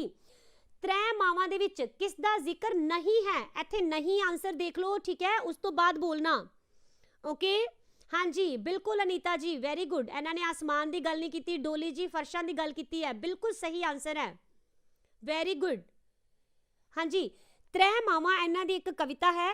ਇਸ ਦੇ ਵਿੱਚ ਕਿਸ ਦਾ ਜ਼ਿਕਰ ਨਹੀਂ ਕੀਤਾ ਗਿਆ ਇਹ ਦੱਸਣਾ ਤੁਸੀਂ। ਠੀਕ ਹੈ ਜੀ, ਹਾਂਜੀ। ਤੁਸੀਂ ਕਹਿ ਰਹੇ ਹੋ ਧਰਤੀ ਮਾਂ ਦਾ ਜ਼ਿਕਰ ਨਹੀਂ ਕੀਤਾ ਗਿਆ। ਓਕੇ, ਹੋਰ ਕੋਈ ਜੀ? ਲక్ష్ਮੀ ਮਾਂ। ਓਕੇ, ਲక్ష్ਮੀ ਮਾਂ। ਹਾਂਜੀ, ਇਹਨਾਂ ਨੇ ਭਾਰਤ ਮਾਤਾ ਦਾ ਜ਼ਿਕਰ ਨਹੀਂ ਕੀਤਾ। ਠੀਕ ਹੈ, ਇਸ ਦਾ ਮਤਲਬ ਤ੍ਰੈ ਮਾਵਾਂ ਦੇ ਵਿੱਚ ਲక్ష్ਮੀ ਦਾ ਵੀ ਜ਼ਿਕਰ ਹੋਇਆ ਆ, ਧਰਤੀ ਮਾਤਾ ਦਾ ਵੀ ਜ਼ਿਕਰ ਹੋਇਆ ਹੈ, ਔਰ ਸਾਡੀ ਮਾਂ ਬੋਲੀ ਪੰਜਾਬੀ ਦਾ ਵੀ ਜ਼ਿਕਰ ਹੋਇਆ ਹੈ। ਠੀਕ ਹੈ ਜੀ, ਅੱਗੇ ਚੱਲਦੇ ਹਾਂ। ਧਨੀ ਰਾਮ ਚਾਤਰਿਕ ਨੇ ਕਿਸ ਪ੍ਰਿੰਟਿੰਗ ਪ੍ਰੈਸ ਦੇ ਵਿੱਚ ਨੌਕਰੀ ਕੀਤੀ? ਨੌਕਰੀ ਵਾਲਾ ਔਰ ਖੁਦ ਦੀ ਪ੍ਰਿੰਟਿੰਗ ਪ੍ਰੈਸ ਦੋਨਾਂ ਦਾ ਬਹੁਤ ਜ਼ਿਆਦਾ ਫਰਕ ਹੈ, ਇਸ ਲਈ ਇਹਨੂੰ ਧਿਆਨ ਦੇ ਨਾਲ ਕਰਨਾ। ਠੀਕ ਹੈ, ਕੁਐਸਚਨ ਨੂੰ ਧਿਆਨ ਨਾਲ ਸਮਝ ਕੇ ਫਿਰ ਆਨਸਰ ਕਰਨਾ ਹੈ ਕਿ ਇਹਨਾਂ ਨੇ ਕਿਹੜੀ ਪ੍ਰਿੰਟਿੰਗ ਪ੍ਰੈਸ ਵਿੱਚ ਨੌਕਰੀ ਕੀਤੀ ਹੈ। ਕਾਵ ਪ੍ਰੈਸ, ਹਿੰਦੀ ਜਗਤ, ਕੇਸਰੀ ਅਖਬਾਰ ਜਾਂ ਫਿਰ ਵਜ਼ੀਰ ਹਿੰਦ। जिस तरह ही तुहाडे सामने क्वेश्चन आंदा है फटाफट पढ़ के उनका आंसर दे दिया करो। ठीक है, तो इन्होंने केड़ी प्रिंटिंग प्रेस दे विच नौकरी की? इसका आंसर दिओ जी सारे। अमनदीप जी बोल रहे ने वजीर हिंद। ओके, सारे वजीर हिंद। हरजीत जी, मंगा जी, अनीता जी, वेरी गुड। सारियां दा सही है, इन्होंने वजीर हिंद नू लिया सीगा। अच्छा, हुण जदों तुहाडे सामने वजीर हिंद नाम आया, तुसीं मैनूं भाई वीर सिंह नाल क्यों नहीं लिखिया? ਤੁਸੀਂ ਐਕਸਟਰਾ ਫੈਕਟ ਨੂੰ ਜ਼ਿਆਦਾ ਲਿਖਣ ਦੀ ਕੋਸ਼ਿਸ਼ ਕਰੋ। ਠੀਕ ਹੈ, ਉਹਦੇ ਨਾਲ ਤੁਹਾਨੂੰ ਜ਼ਿਆਦਾ ਬੈਨੀਫਿਟ ਹੋਊਗਾ ਮਾਈ ਫਰੈਂਡਸ। ਆਲ ਰਾਈਟ, ਠੀਕ ਹੈ ਜੀ, ਅੱਗੇ ਚੱਲੋ। ਧਨੀ ਰਾਮ ਚਾਤਰਿਕ ਦੇ ਕਿੰਨੇ ਬੇਟੇ ਸੀਗੇ? ਇਹਨਾਂ ਦੇ ਬਾਰੇ ਵਿੱਚ ਡੈਫੀਨੇਟਲੀ ਮੈਂ ਨਹੀਂ ਦੱਸਿਆ, ਹੈ ਨਾ। ਜਦੋਂ ਅਸੀਂ ਇਹਨਾਂ ਦੀ ਜੀਵਨੀ ਕੀਤੀ ਹੈ ਤਾਂ ਇਹਨਾਂ ਦੇ ਬੇਟੇ ਕਿੰਨੇ ਸੀ ਜੀ? ਇਹਨਾਂ ਦੇ ਬੇਟੇ ਸੀਗੇ 4। ਓਕੇ, ਚਾਰਾਂ ਦੇ ਨਾਮ ਅਸੀਂ ਇੱਥੇ ਡਿਸਕਸ ਕਰ ਲੈਂਦੇ ਹਾਂ। ਆਲ ਰਾਈਟ, ਠੀਕ ਹੈ ਜੀ। ਪਹਿਲੇ ਬੇਟੇ ਦਾ ਨਾਮ ਹੈ ਬਲਵੰਤ ਰਾਏ। ठीक है जी, कौन ने? बलवंत राय। ठीक है, अगले बेटे का नाम है गया जसवंत राय। इनू तुसी प्लीज नोट कर लेना। ठीक है, दूसरे हो गए जसवंत राय। इस तो अगले बेटे का नाम है bridge Mohan. Bridge Mohan. Okay, चौथे आ जाएंगे प्रेम कुमार। ठीक है जी, ਤਾਂ ਇਹ ਚਾਰੋਂ ਦੇ ਚਾਰੋਂ ਇਹਨਾਂ ਦੇ ਬੇਟੇ ਸੀਗੇ। ਇਹਨਾਂ ਸਾਰਿਆਂ ਦੇ ਨਾਮ ਤੁਸੀਂ ਯਾਦ ਰੱਖਣਾ। ਅੱਗੇ ਚੱਲਦੇ ਹਾਂ। ਧਨੀ ਰਾਮ ਚਾਤਰਿਕ ਨੇ ਆਪਣੀ ਕਾਵ ਸਿਰਜਣਾ ਦੀ ਸ਼ੁਰੂਆਤ ਕਿਸ ਤੋਂ ਕੀਤੀ? ਪੁਰਾਣਿਕ ਕਿੱਸਿਆਂ ਤੋਂ, ਧਾਰਮਿਕ ਪ੍ਰਸੰਗਾਂ ਤੋਂ, ਦੋਹਾਂ ਤੋਂ ਜਾਂ ਫਿਰ ਆਧੁਨਿਕ ਕਾਵ ਤੋਂ? ਇਹਨਾਂ ਦੇ ਵਿੱਚੋਂ ਕਿਹੜਾ ਆਨਸਰ ਸਹੀ ਹੈ ਜਿਸ ਦੇ ਨਾਲ ਇਹਨਾਂ ਨੇ ਆਪਣੀ ਕਾਵ ਸਿਰਜਣਾ ਦੀ ਸ਼ੁਰੂਆਤ ਕੀਤੀ ਸੀ, ਸਟਾਰਟਿੰਗ ਕੀਤੀ ਸੀ? ਯੈਸ, ਕੀ ਆਨਸਰ ਹੋਏਗਾ ਜੀ ਇਸ ਦਾ? ਕਾਵ ਸਿਰਜਣਾ ਦੀ ਸ਼ੁਰੂਆਤ ਕਿੰਦੇ ਤੋਂ ਕੀਤੀ ਸੀ ਇਹਨਾਂ ਨੇ? ਹਾਂਜੀ,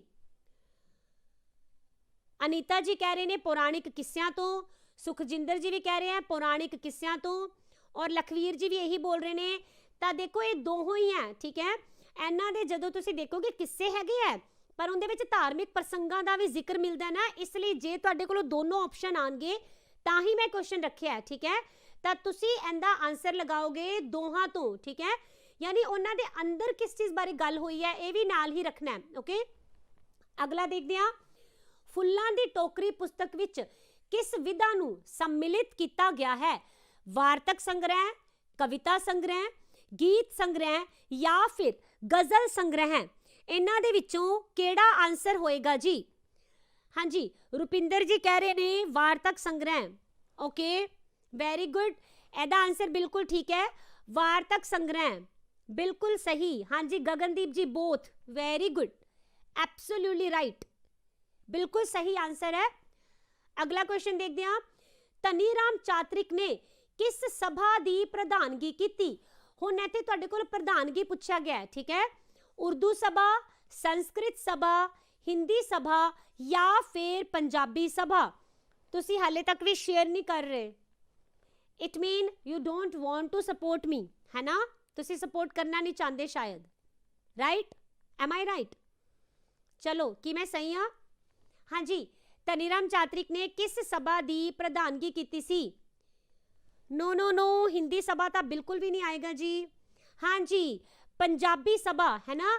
ਤਾਂ ਇੱਥੇ ਇੱਕ ਕੁਐਸਚਨ ਹੋਰ ਆਨਸਰ ਕਰੋ।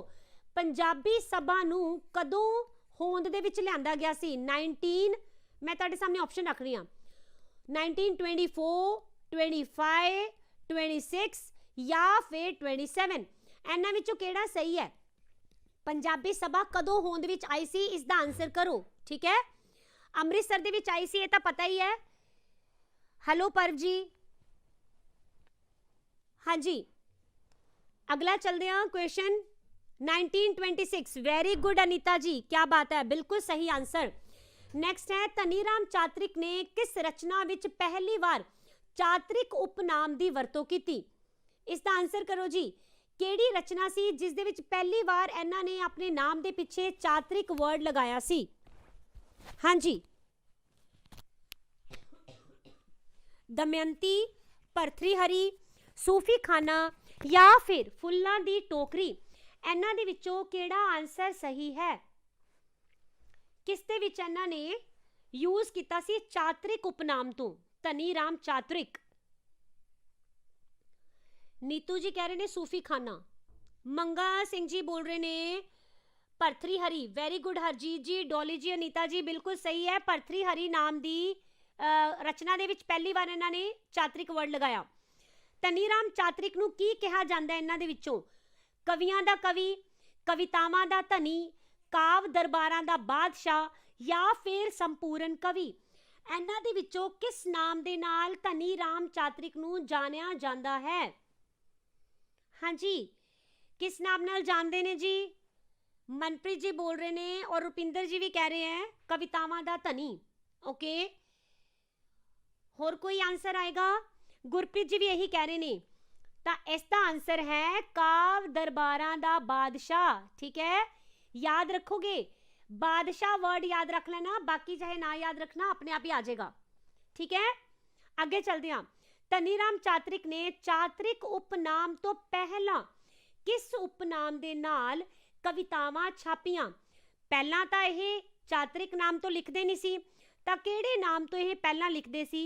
ਧਨੀ, ਭਾਈ, ਹਰਧਨੀ ਜਾਂ ਫਿਰ ਉਪਰੋਕਤ ਸਾਰੇ ਇਹਨਾਂ ਦੇ ਵਿੱਚੋਂ ਕਿਸ ਨਾਮ ਦੇ ਅੰਡਰ ਕਵਿਤਾਵਾਂ ਇਹਨਾਂ ਦੀਆਂ ਲਿਖੀਆਂ ਜਾਂਦੀਆਂ ਸੀ? ਹਾਂਜੀ, ਉਸ ਤੋਂ ਬਾਅਦ ਪੇਡ ਬੈਚ ਜੁਆਇਨ ਕਰਨ ਲਈ ਨੀਚੇ ਤੁਹਾਨੂੰ ਨੰਬਰ ਦਿਖ ਰਿਹਾ ਨਾ 7301000089, ਠੀਕ ਹੈ। ਇਸ ਨੰਬਰ ਦੇ ਉੱਪਰ ਤੁਸੀਂ ਕਾਲ ਕਰ ਸਕਦੇ ਹੋ ਔਰ ਰਜਿਸਟ੍ਰੇਸ਼ਨ ਦੇ ਲਈ ਜਿੰਨੀਆਂ ਵੀ ਕੁਐਰੀਜ਼ ਹੈ ਸਾਰੀਆਂ ਤੁਹਾਨੂੰ ਮਿਲ ਜਾਣਗੀਆਂ। ਓਕੇ ਜੀ, ਬਿਲਕੁਲ ਇਸ ਦਾ ਆਨਸਰ ਹੈ ਹਰਤਨੀ। ਅੱਗੇ ਦੇਖਦੇ ਹਾਂ, ਧਨੀ ਰਾਮ ਚਾਤ੍ਰਿਕ ਦੀ ਆਧੁਨਿਕ ਪ੍ਰਸੰਗ ਵਿੱਚ ਪ੍ਰਕਾਸ਼ਿਤ ਹੋਈ ਪਹਿਲੀ ਰਚਨਾ ਕਿਹੜੀ ਹੈ?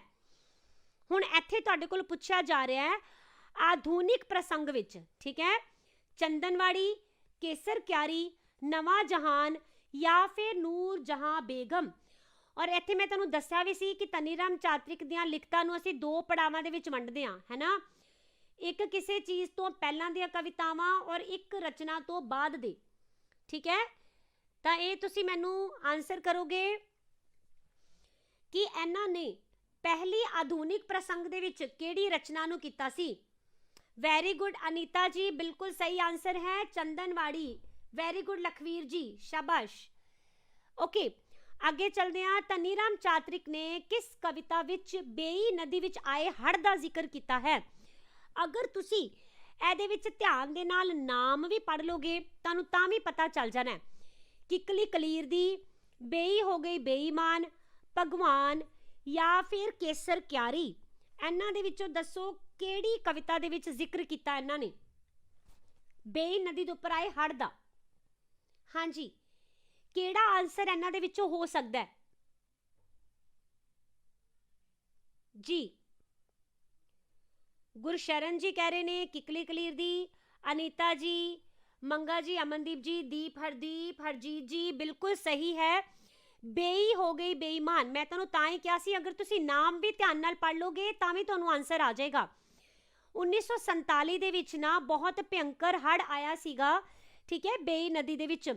ਔਰ ਉਦੋਂ ਹਜ਼ਾਰਾਂ ਹੀ ਲੋਕ ਸੀਗੇ ਜਿਹੜੇ ਕਿ ਬਿਲਕੁਲ ਇਹਦੇ ਵਿੱਚ ਵਹਿ ਗਏ ਸੀਗੇ ਔਰ ਇਸ ਟਾਈਮ ਦੇ ਉੱਪਰ ਜਾਨ ਮਾਲ ਦਾ ਵੀ ਬਹੁਤ ਨੁਕਸਾਨ ਹੋਇਆ ਸੀ। ਇਸ ਸਾਰੇ ਦੇ ਬਾਰੇ ਦੇ ਵਿੱਚ ਇਹਨਾਂ ਨੇ ਬੇਈ ਹੋ ਗਈ ਬੇਈਮਾਨ ਨਾਮ ਦੀ ਰਚਨਾ ਦੇ ਵਿੱਚ ਜ਼ਿਕਰ ਕੀਤਾ ਹੈ। ਹੇਠਾਂ ਦਿੱਤਿਆਂ ਵਿੱਚੋਂ ਕਿਸ ਕਵਿਤਾ ਵਿੱਚ ਭ੍ਰਸ਼ਟਾਚਾਰ ਦੀ ਸਮੱਸਿਆ ਨੂੰ ਦਰਸਾਇਆ ਗਿਆ ਹੈ? ਕਿਹਦੇ ਵਿੱਚ ਦੱਸਿਆ ਗਿਆ ਜੀ? ਅੱਜ ਦੇ ਦਿਨ ਦੀ ਐਕਚੁਅਲੀ ਸਭ ਤੋਂ ਵੱਡੀ ਸਮੱਸਿਆ ਹੈ ਨਾ, ਦੱਸੋ ਜੀ। ਚੰਦਨਵਾੜੀ, ਕਿੱਕਲੀ ਕਲੀਰ ਦੀ, ਨਵਾਂ ਜਹਾਨ ਜਾਂ ਫਿਰ ਨੂਰ ਜਹਾਂ ਬੇਗਮ। ਹਾਂਜੀ, ਗੁਰਸ਼ਰਨ ਜੀ ਕਹਿ ਰਹੇ ਨੇ ਕਿੱਕਲੀ ਕਲੀਰ ਦੀ। ਓਕੇ, ਅੱਗੇ ਚਲੋ ਜੀ। ਅਨੂ ਜੀ ਸ਼ਾਇਦ ਇਹਨਾਂ ਨੇ ਲੇਟ ਜੁਆਇਨ ਕੀਤਾ ਬਿਕਾਜ਼ ਕਾਫੀ ਪੁਰਾਣਾ ਆਨਸਰ ਹੁਣ ਕਰਦੇ ਪਏ ਨੇ ਤਾਂ ਸ਼ਾਇਦ ਇਹ ਵੀਡੀਓ ਵਿੱਚ ਪਿੱਛੇ ਨੇ ਹਲੇ। ਸੁਖਜਿੰਦਰ ਜੀ ਕਿੱਕਲੀ ਕਲੀਰ ਦੀ, ਬਿਲਕੁਲ ਸਹੀ ਆਨਸਰ ਹੈ ਕਿੱਕਲੀ ਕਲੀਰ ਦੇ ਵਿੱਚ। ਓਕੇ, ਅੱਗੇ ਚਲੋ ਜੀ। ਧਨੀ ਰਾਮ ਚਾਤ੍ਰਿਕ ਨੇ ਜਦੋਂ ਦੇਸ਼ ਦੀ ਵੰਡ ਹੋਈ ਸੀ ਉਸ ਟਾਈਮ ਜਿਹੜੇ ਖੂਨੀ ਸਾਕੇ ਹੋਏ ਆ ਉਸ ਦੇ ਬਾਰੇ ਦੇ ਵਿੱਚ ਕਿਹੜੀ ਕਵਿਤਾ ਵਿੱਚ ਜ਼ਿਕਰ ਕੀਤਾ? ਕਿੱਕਲੀ ਕਲੀਰ ਦੀ, ਬੇਈ ਹੋ ਗਈ ਬੇਈਮਾਨ, ਭਗਵਾਨ ਜਾਂ ਫਿਰ ਕੇਸਰ ਕਿਆਰੀ। ਮੰਗਾ ਸਿੰਘ ਜੀ ਬੋਲ ਰਹੇ ਨੇ ਭਗਵਾਨ। ਹਾਂਜੀ, ਕੋਈ ਹੋਰ ਦੱਸੇਗਾ? ਦੀਪ ਜੀ ਕਹਿ ਰਹੇ ਹੈ ਬੇਈ ਹੋ ਗਈ ਬੇਈਮਾਨ। ਓਕੇ, ਅੱਗੇ ਜੀ ਹੋਰ ਕੋਈ ਆਨਸਰ ਕਰੇਗਾ? ਇਸ ਦਾ ਆਨਸਰ ਹੈ ਭਗਵਾਨ। ਓਕੇ, ਇਹ ਤੁਸੀਂ ਯਾਦ ਰੱਖਣਾ ਹੈ। ਭਗਵਾਨ ਨਾਮ ਦੀ ਰਚਨਾ ਦੇ ਵਿੱਚ ਇਹਨਾਂ ਨੇ ਦੇਸ਼ ਦੀ ਵੰਡ ਦੇ ਖੂਨੀ ਸਾਕਿਆਂ ਬਾਰੇ ਬੋਲਿਆ ਔਰ ਇਸ ਰਚਨਾ ਦੇ ਵਿੱਚ ਨਾ ਇਹਨਾਂ ਨੇ ਕੀ ਕੀਤਾ ਸੀਗਾ, ਭਗਵਾਨ ਕ੍ਰਿਸ਼ਨ ਨੂੰ ਇਹਨਾਂ ਨੇ ਪੁਕਾਰਿਆ ਔਰ ਦੇਸ਼ ਦੀ ਲਾਜ ਰੱਖਣ ਦੇ ਵਾਸਤੇ ਇਹਨਾਂ ਨੇ ਉਹਨਾਂ ਨੂੰ ਵੰਗਾਰ ਪਾਈ ਸੀ, ਠੀਕ ਹੈ। ਤਾਂ ਇਹ ਤੁਸੀਂ ਯਾਦ ਰੱਖਣਾ ਹੈ, ਭਗਵਾਨ ਕ੍ਰਿਸ਼ਨ ਨੂੰ ਵੰਗਾਰਿਆ ਗਿਆ ਸੀ। ਅੱਗੇ, ਚੰਦਨਵਾੜੀ ਦਾ ਮੁੱਖ ਬੰਦ ਕਿਸ ਨੇ ਲਿਖਿਆ? ਇਹਨਾਂ ਦੀ ਚੰਦਨਵਾੜੀ ਮੈਂ ਤੁਹਾਨੂੰ ਕਿਹਾ ਨਾ ਬੜੀ ਇੰਪੋਰਟੈਂਟ ਹੈ ਔਰ ਇਹਦੇ ਵਿੱਚੋਂ ਬੜੇ ਜ਼ਿਆਦਾ ਕੁਐਸਚਨਸ ਬਣ ਜਾਂਦੇ ਆ। ਇਹਦਾ ਮੁੱਖ ਬੰਦ ਕਿਸ ਪਰਸਨ ਨੇ ਲਿਖਿਆ? ਭਾਈ ਵੀਰ ਸਿੰਘ, ਭਾਈ ਕਾਹਨ ਸਿੰਘ, ਦੋਨਾਂ ਨੇ ਜਾਂ ਫਿਰ ਕਿਸੇ ਨੇ ਵੀ ਨਹੀਂ। ਇਸ ਦਾ ਆਨਸਰ ਕੀ ਹੋਏਗਾ ਜੀ? ਚੰਦਨਵਾੜੀ ਦਾ ਮੁੱਖ ਬੰਦ ਕਿਹਨਾਂ ਨੇ ਲਿਖਿਆ ਸੀ? ਹਾਂਜੀ, ਕਿਸ ਵੱਲੋਂ ਲਿਖਿਆ ਗਿਆ ਚੰਦਨਵਾੜੀ ਦਾ ਮੁੱਖ ਬੰਦ? ਅਨੀਤਾ ਜੀ ਕਹਿ ਰਹੇ ਨੇ ਭਾਈ ਕਾਹਨ ਸਿੰਘ। ਓਕੇ, ਬਾਕੀ ਵੀ ਦੱਸੋ ਪਲੀਜ਼। ਹੋਰ ਜੀ, ਮੰਗਾ ਸਿੰਘ ਜੀ ਕਹਿ ਰਹੇ ਨੇ ਦੋਨਾਂ ਨੇ। ਤਾਂ ਦੇਖੋ ਇਸ ਦਾ ਆਨਸਰ ਹੋ ਜਾਏਗਾ ਭਾਈ ਵੀਰ ਸਿੰਘ, ਠੀਕ ਹੈ। ਤਾਂ ਅਗਰ ਜਦੋਂ ਤੁਸੀਂ ਚੰਦਨਵਾੜੀ ਦੀ ਗੱਲ ਕਰੋਗੇ ਨਾ ਤਾਂ ਇਦਾਂ ਦੇ ਤੁਹਾਡੇ ਸਾਹਮਣੇ ਦੋ ਕੁਐਸਚਨ ਬਣਨਗੇ, ਠੀਕ ਹੈ। ਪਹਿਲਾ ਕੁਐਸਚਨ ਹੈਗਾ ਇਹਦੇ ਮੁੱਖ ਬੰਦ ਦਾ ਔਰ ਦੂਸਰਾ ਕੁਐਸਚਨ ਹੈਗਾ ਇਹਦੀ ਭੂਮਿਕਾ ਦਾ। ਓਕੇ, ਜੇ ਤੁਹਾਡੇ ਕੋਲ ਮੁੱਖ ਬੰਦ ਪੁੱਛਿਆ ਜਾਏ ਫਿਰ ਤਾਂ ਇਸ ਦਾ ਆਨਸਰ ਭਾਈ ਵੀਰ ਸਿੰਘ ਹੀ ਆਏਗਾ। ਓਕੇ, ਪਰ ਅਗਰ ਤੁਹਾਡੇ ਕੋਲ ਪੁੱਛਿਆ ਜਾਏ ਇਸ ਦੀ ਭੂਮਿਕਾ ਕਿਸਨੇ ਲਿਖੀ ਹੈ, ਠੀਕ ਹੈ, ਤਾਂ ਫਿਰ ਤੁਹਾਡਾ ਆਨਸਰ ਆਣਾ ਚਾਹੀਦਾ ਆ ਭਾਈ ਕਾਹਨ ਸਿੰਘ। ਠੀਕ ਹੈ ਜੀ, ਇਹਨੂੰ ਯਾਦ ਰੱਖ ਲੈਣਾ। ਓਕੇ ਰਾਈਟ, ਅੱਗੇ ਦੇਖੋ ਜੀ ਨੈਕਸਟ ਕੁਐਸਚਨ। ਚੰਦਨਵਾੜੀ ਕਾਵ ਸੰਗ੍ਰਹਿ ਦੀਆਂ ਕਵਿਤਾਵਾਂ ਨੂੰ ਕਿੰਨੇ ਭਾਗਾਂ ਦੇ ਵਿੱਚ ਵਰਗੀਕ੍ਰਿਤ ਕੀਤਾ ਗਿਆ ਹੈ? 8, 9, 10 ਜਾਂ ਫਿਰ 11? ਇਸ ਦਾ ਆਨਸਰ ਵੀ ਤੁਸੀਂ 8, 9, 10, 11 ਦੇ ਵਿੱਚ ਕਰੋਗੇ ਤਾਂ ਥੋੜਾ ਜਿਹਾ ਮੈਨੂੰ ਈਜ਼ੀ ਹੋ ਜਾਏਗਾ। ਠੀਕ ਹੈ ਜੀ, ਹਾਂਜੀ, ਤਾਂ ਦੱਸੋ ਜੀ ਇਸ ਕਾਵ ਸੰਗ੍ਰਹਿ ਨੂੰ, ਇਸ ਕਵਿਤਾ ਨੂੰ ਕਿੰਨੇ ਭਾਗਾਂ ਦੇ ਵਿੱਚ ਵਰਗੀਕ੍ਰਿਤ ਕੀਤਾ ਗਿਆ ਸੀਗਾ? ਹਾਂਜੀ, ਆਨਸਰ ਕੀ ਹੋਏਗਾ ਇਸ ਦਾ ਜੀ? ਹਾਂਜੀ,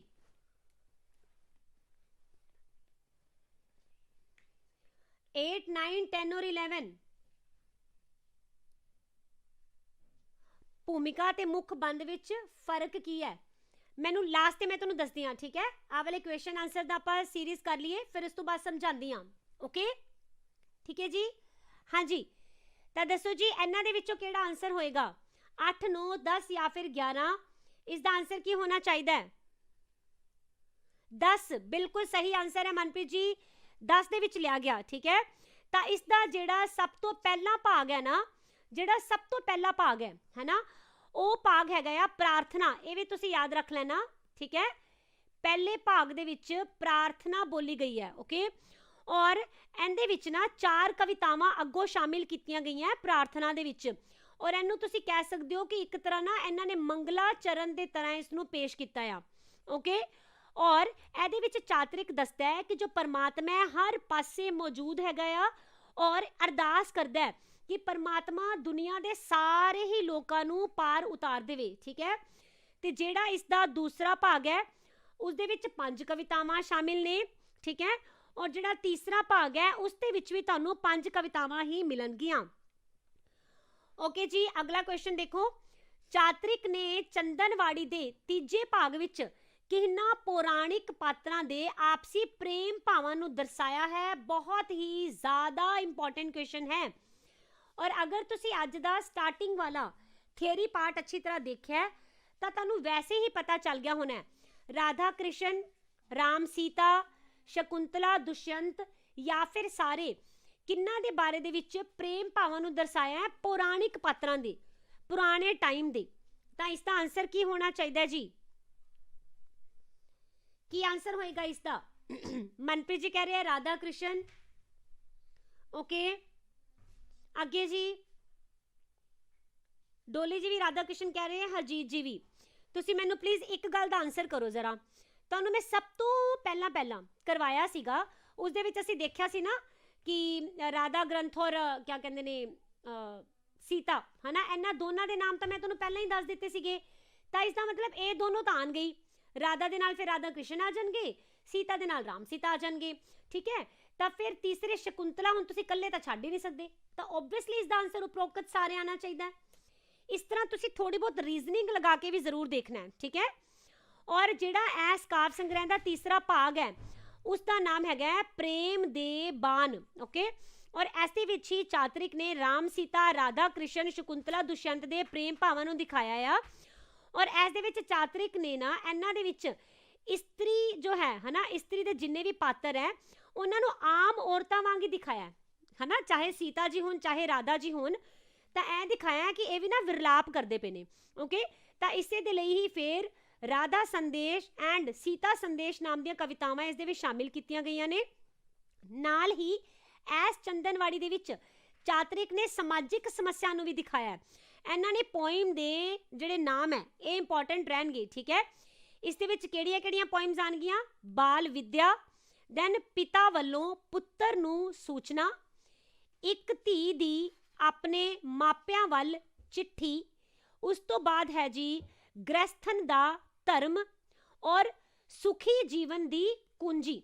ਇਹਨਾਂ ਸਾਰੀਆਂ ਕਵਿਤਾਵਾਂ ਦੇ ਵਿੱਚ ਇਹਨਾਂ ਨੇ ਸਮਾਜਿਕ ਬੁਰਾਈਆਂ ਦੇ ਬਾਰੇ ਦੇ ਵਿੱਚ ਗੱਲ ਕੀਤੀ ਹੈ। ਠੀਕ ਹੈ, ਤੁਹਾਨੂੰ ਪਤਾ ਹੋਣਾ ਚਾਹੀਦਾ ਹੈ ਕਿ 20ਵੀਂ ਸਦੀ ਦੇ ਦੌਰਾਨ ਜਿਹੜੀਆਂ ਸੁਧਾਰਵਾਦੀ ਲਹਿਰਾਂ ਬਹੁਤ ਜ਼ਿਆਦਾ ਚਲਦੀਆਂ ਪਈਆਂ ਸੀਗੀਆਂ, ਠੀਕ ਹੈ, ਹਰ ਪਾਸੇ ਇੰਪਰੂਵਮੈਂਟ ਹੋ ਰਹੀ ਸੀਗੀ, ਤੇ ਇਸ ਲਈ ਜਿਹੜੇ ਉੱਥੇ ਦੇ ਰਾਈਟਰਸ ਹੈ ਉਹਨਾਂ ਦੇ ਉੱਪਰ ਵੀ ਫਿਰ ਓਬਵੀਅਸਲੀ ਇਹਨਾਂ ਚੀਜ਼ਾਂ ਦਾ ਅਸਰ ਹੋਣਾ ਸੁਭਾਵਿਕ ਹੀ ਸੀਗਾ।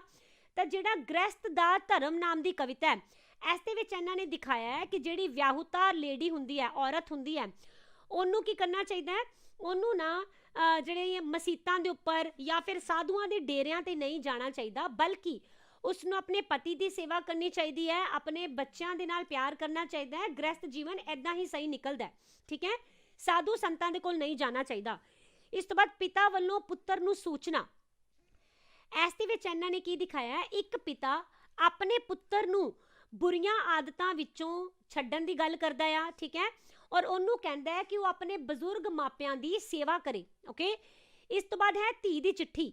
ਧੀ ਦੀ ਚਿੱਠੀ ਦੇ ਵਿੱਚ ਚਾਤਰਿਕ ਦੱਸਦਾ ਹੈ ਕਿ ਮਾਪਿਆਂ ਨੂੰ ਚਾਹੀਦਾ ਹੈ ਕਿ ਉਹ ਆਪਣੀ ਧੀ ਨੂੰ ਪੜ੍ਹਾਈ ਜ਼ਰੂਰ ਕਰਵਾਉਣ, ਠੀਕ ਹੈ। ਤਾਂ ਇਸ ਤਰ੍ਹਾਂ ਇਹਨਾਂ ਨੇ ਸਮਾਜਿਕ ਕੁਰੀਤੀਆਂ ਨੂੰ ਦੂਰ ਕਰਨ ਦੀ ਕੋਸ਼ਿਸ਼ ਕੀਤੀ ਹੈ, ਵਿਮਨ ਅਪਲਿਫਟਮੈਂਟ ਦੀ ਵੀ ਗੱਲ ਕੀਤੀ ਹੈ, ਠੀਕ ਹੈ। ਅੱਗੇ ਧਨੀ ਰਾਮ ਚਾਤਰਿਕ ਜੀ ਦੀ ਮਾਤਾ ਦਾ ਕੀ ਨਾਮ ਸੀ? ਹਾਂਜੀ, ਇਹਨਾਂ ਦੀ ਮਾਤਾ ਦਾ ਨਾਮ ਦੱਸੋ। ਭਾਗੋ ਦੇਵੀ, ਲక్ష్ਮੀ ਦੇਵੀ, ਸੁਲਕਸ਼ਣੀ ਦੇਵੀ ਜਾਂ ਫਿਰ ਭਰਥਰੀ ਦੇਵੀ, ਇਹਨਾਂ ਵਿੱਚੋਂ ਇਹਨਾਂ ਦੇ ਮਾਤਾ ਜੀ ਦਾ ਕੀ ਨਾਮ ਹੋਏਗਾ? ਉਸ ਦਾ ਆਨਸਰ ਕਰੋ ਜੀ। ਪਿਤਾ ਜੀ ਦਾ ਨਾਮ ਵੀ ਅਗਰ ਚਾਹੋ ਤਾਂ ਨਾਲ ਦੇ ਨਾਲ ਲਿਖ ਦੇਣਾ, ਇਸ ਦੇ ਨਾਲ ਤੁਹਾਡੀ ਰਿਵੀਜ਼ਨ ਪਿਤਾ ਜੀ ਦੇ ਨਾਮ ਦੇ ਉੱਪਰ ਵੀ ਹੋ ਜਾਏਗੀ, ਠੀਕ ਹੈ ਨਾ। ਤਾਂ ਇਸ ਦਾ ਆਨਸਰ ਕਰੋ ਫਿਰ, ਇਹਨਾਂ ਦੀ ਮਾਤਾ ਜੀ ਦਾ ਕੀ ਨਾਮ ਹੈ? ਹਾਂਜੀ, ਧਨੀ ਰਾਮ ਚਾਤਰਿਕ ਜੀ ਦੀ ਬਿਲਕੁਲ ਸਹੀ ਆਨਸਰ ਜਾ ਰਿਹਾ ਹੈ ਲక్ష్ਮੀ ਦੇਵੀ, ਇਸ ਦਾ ਸਹੀ ਆਨਸਰ ਹੋਏਗਾ।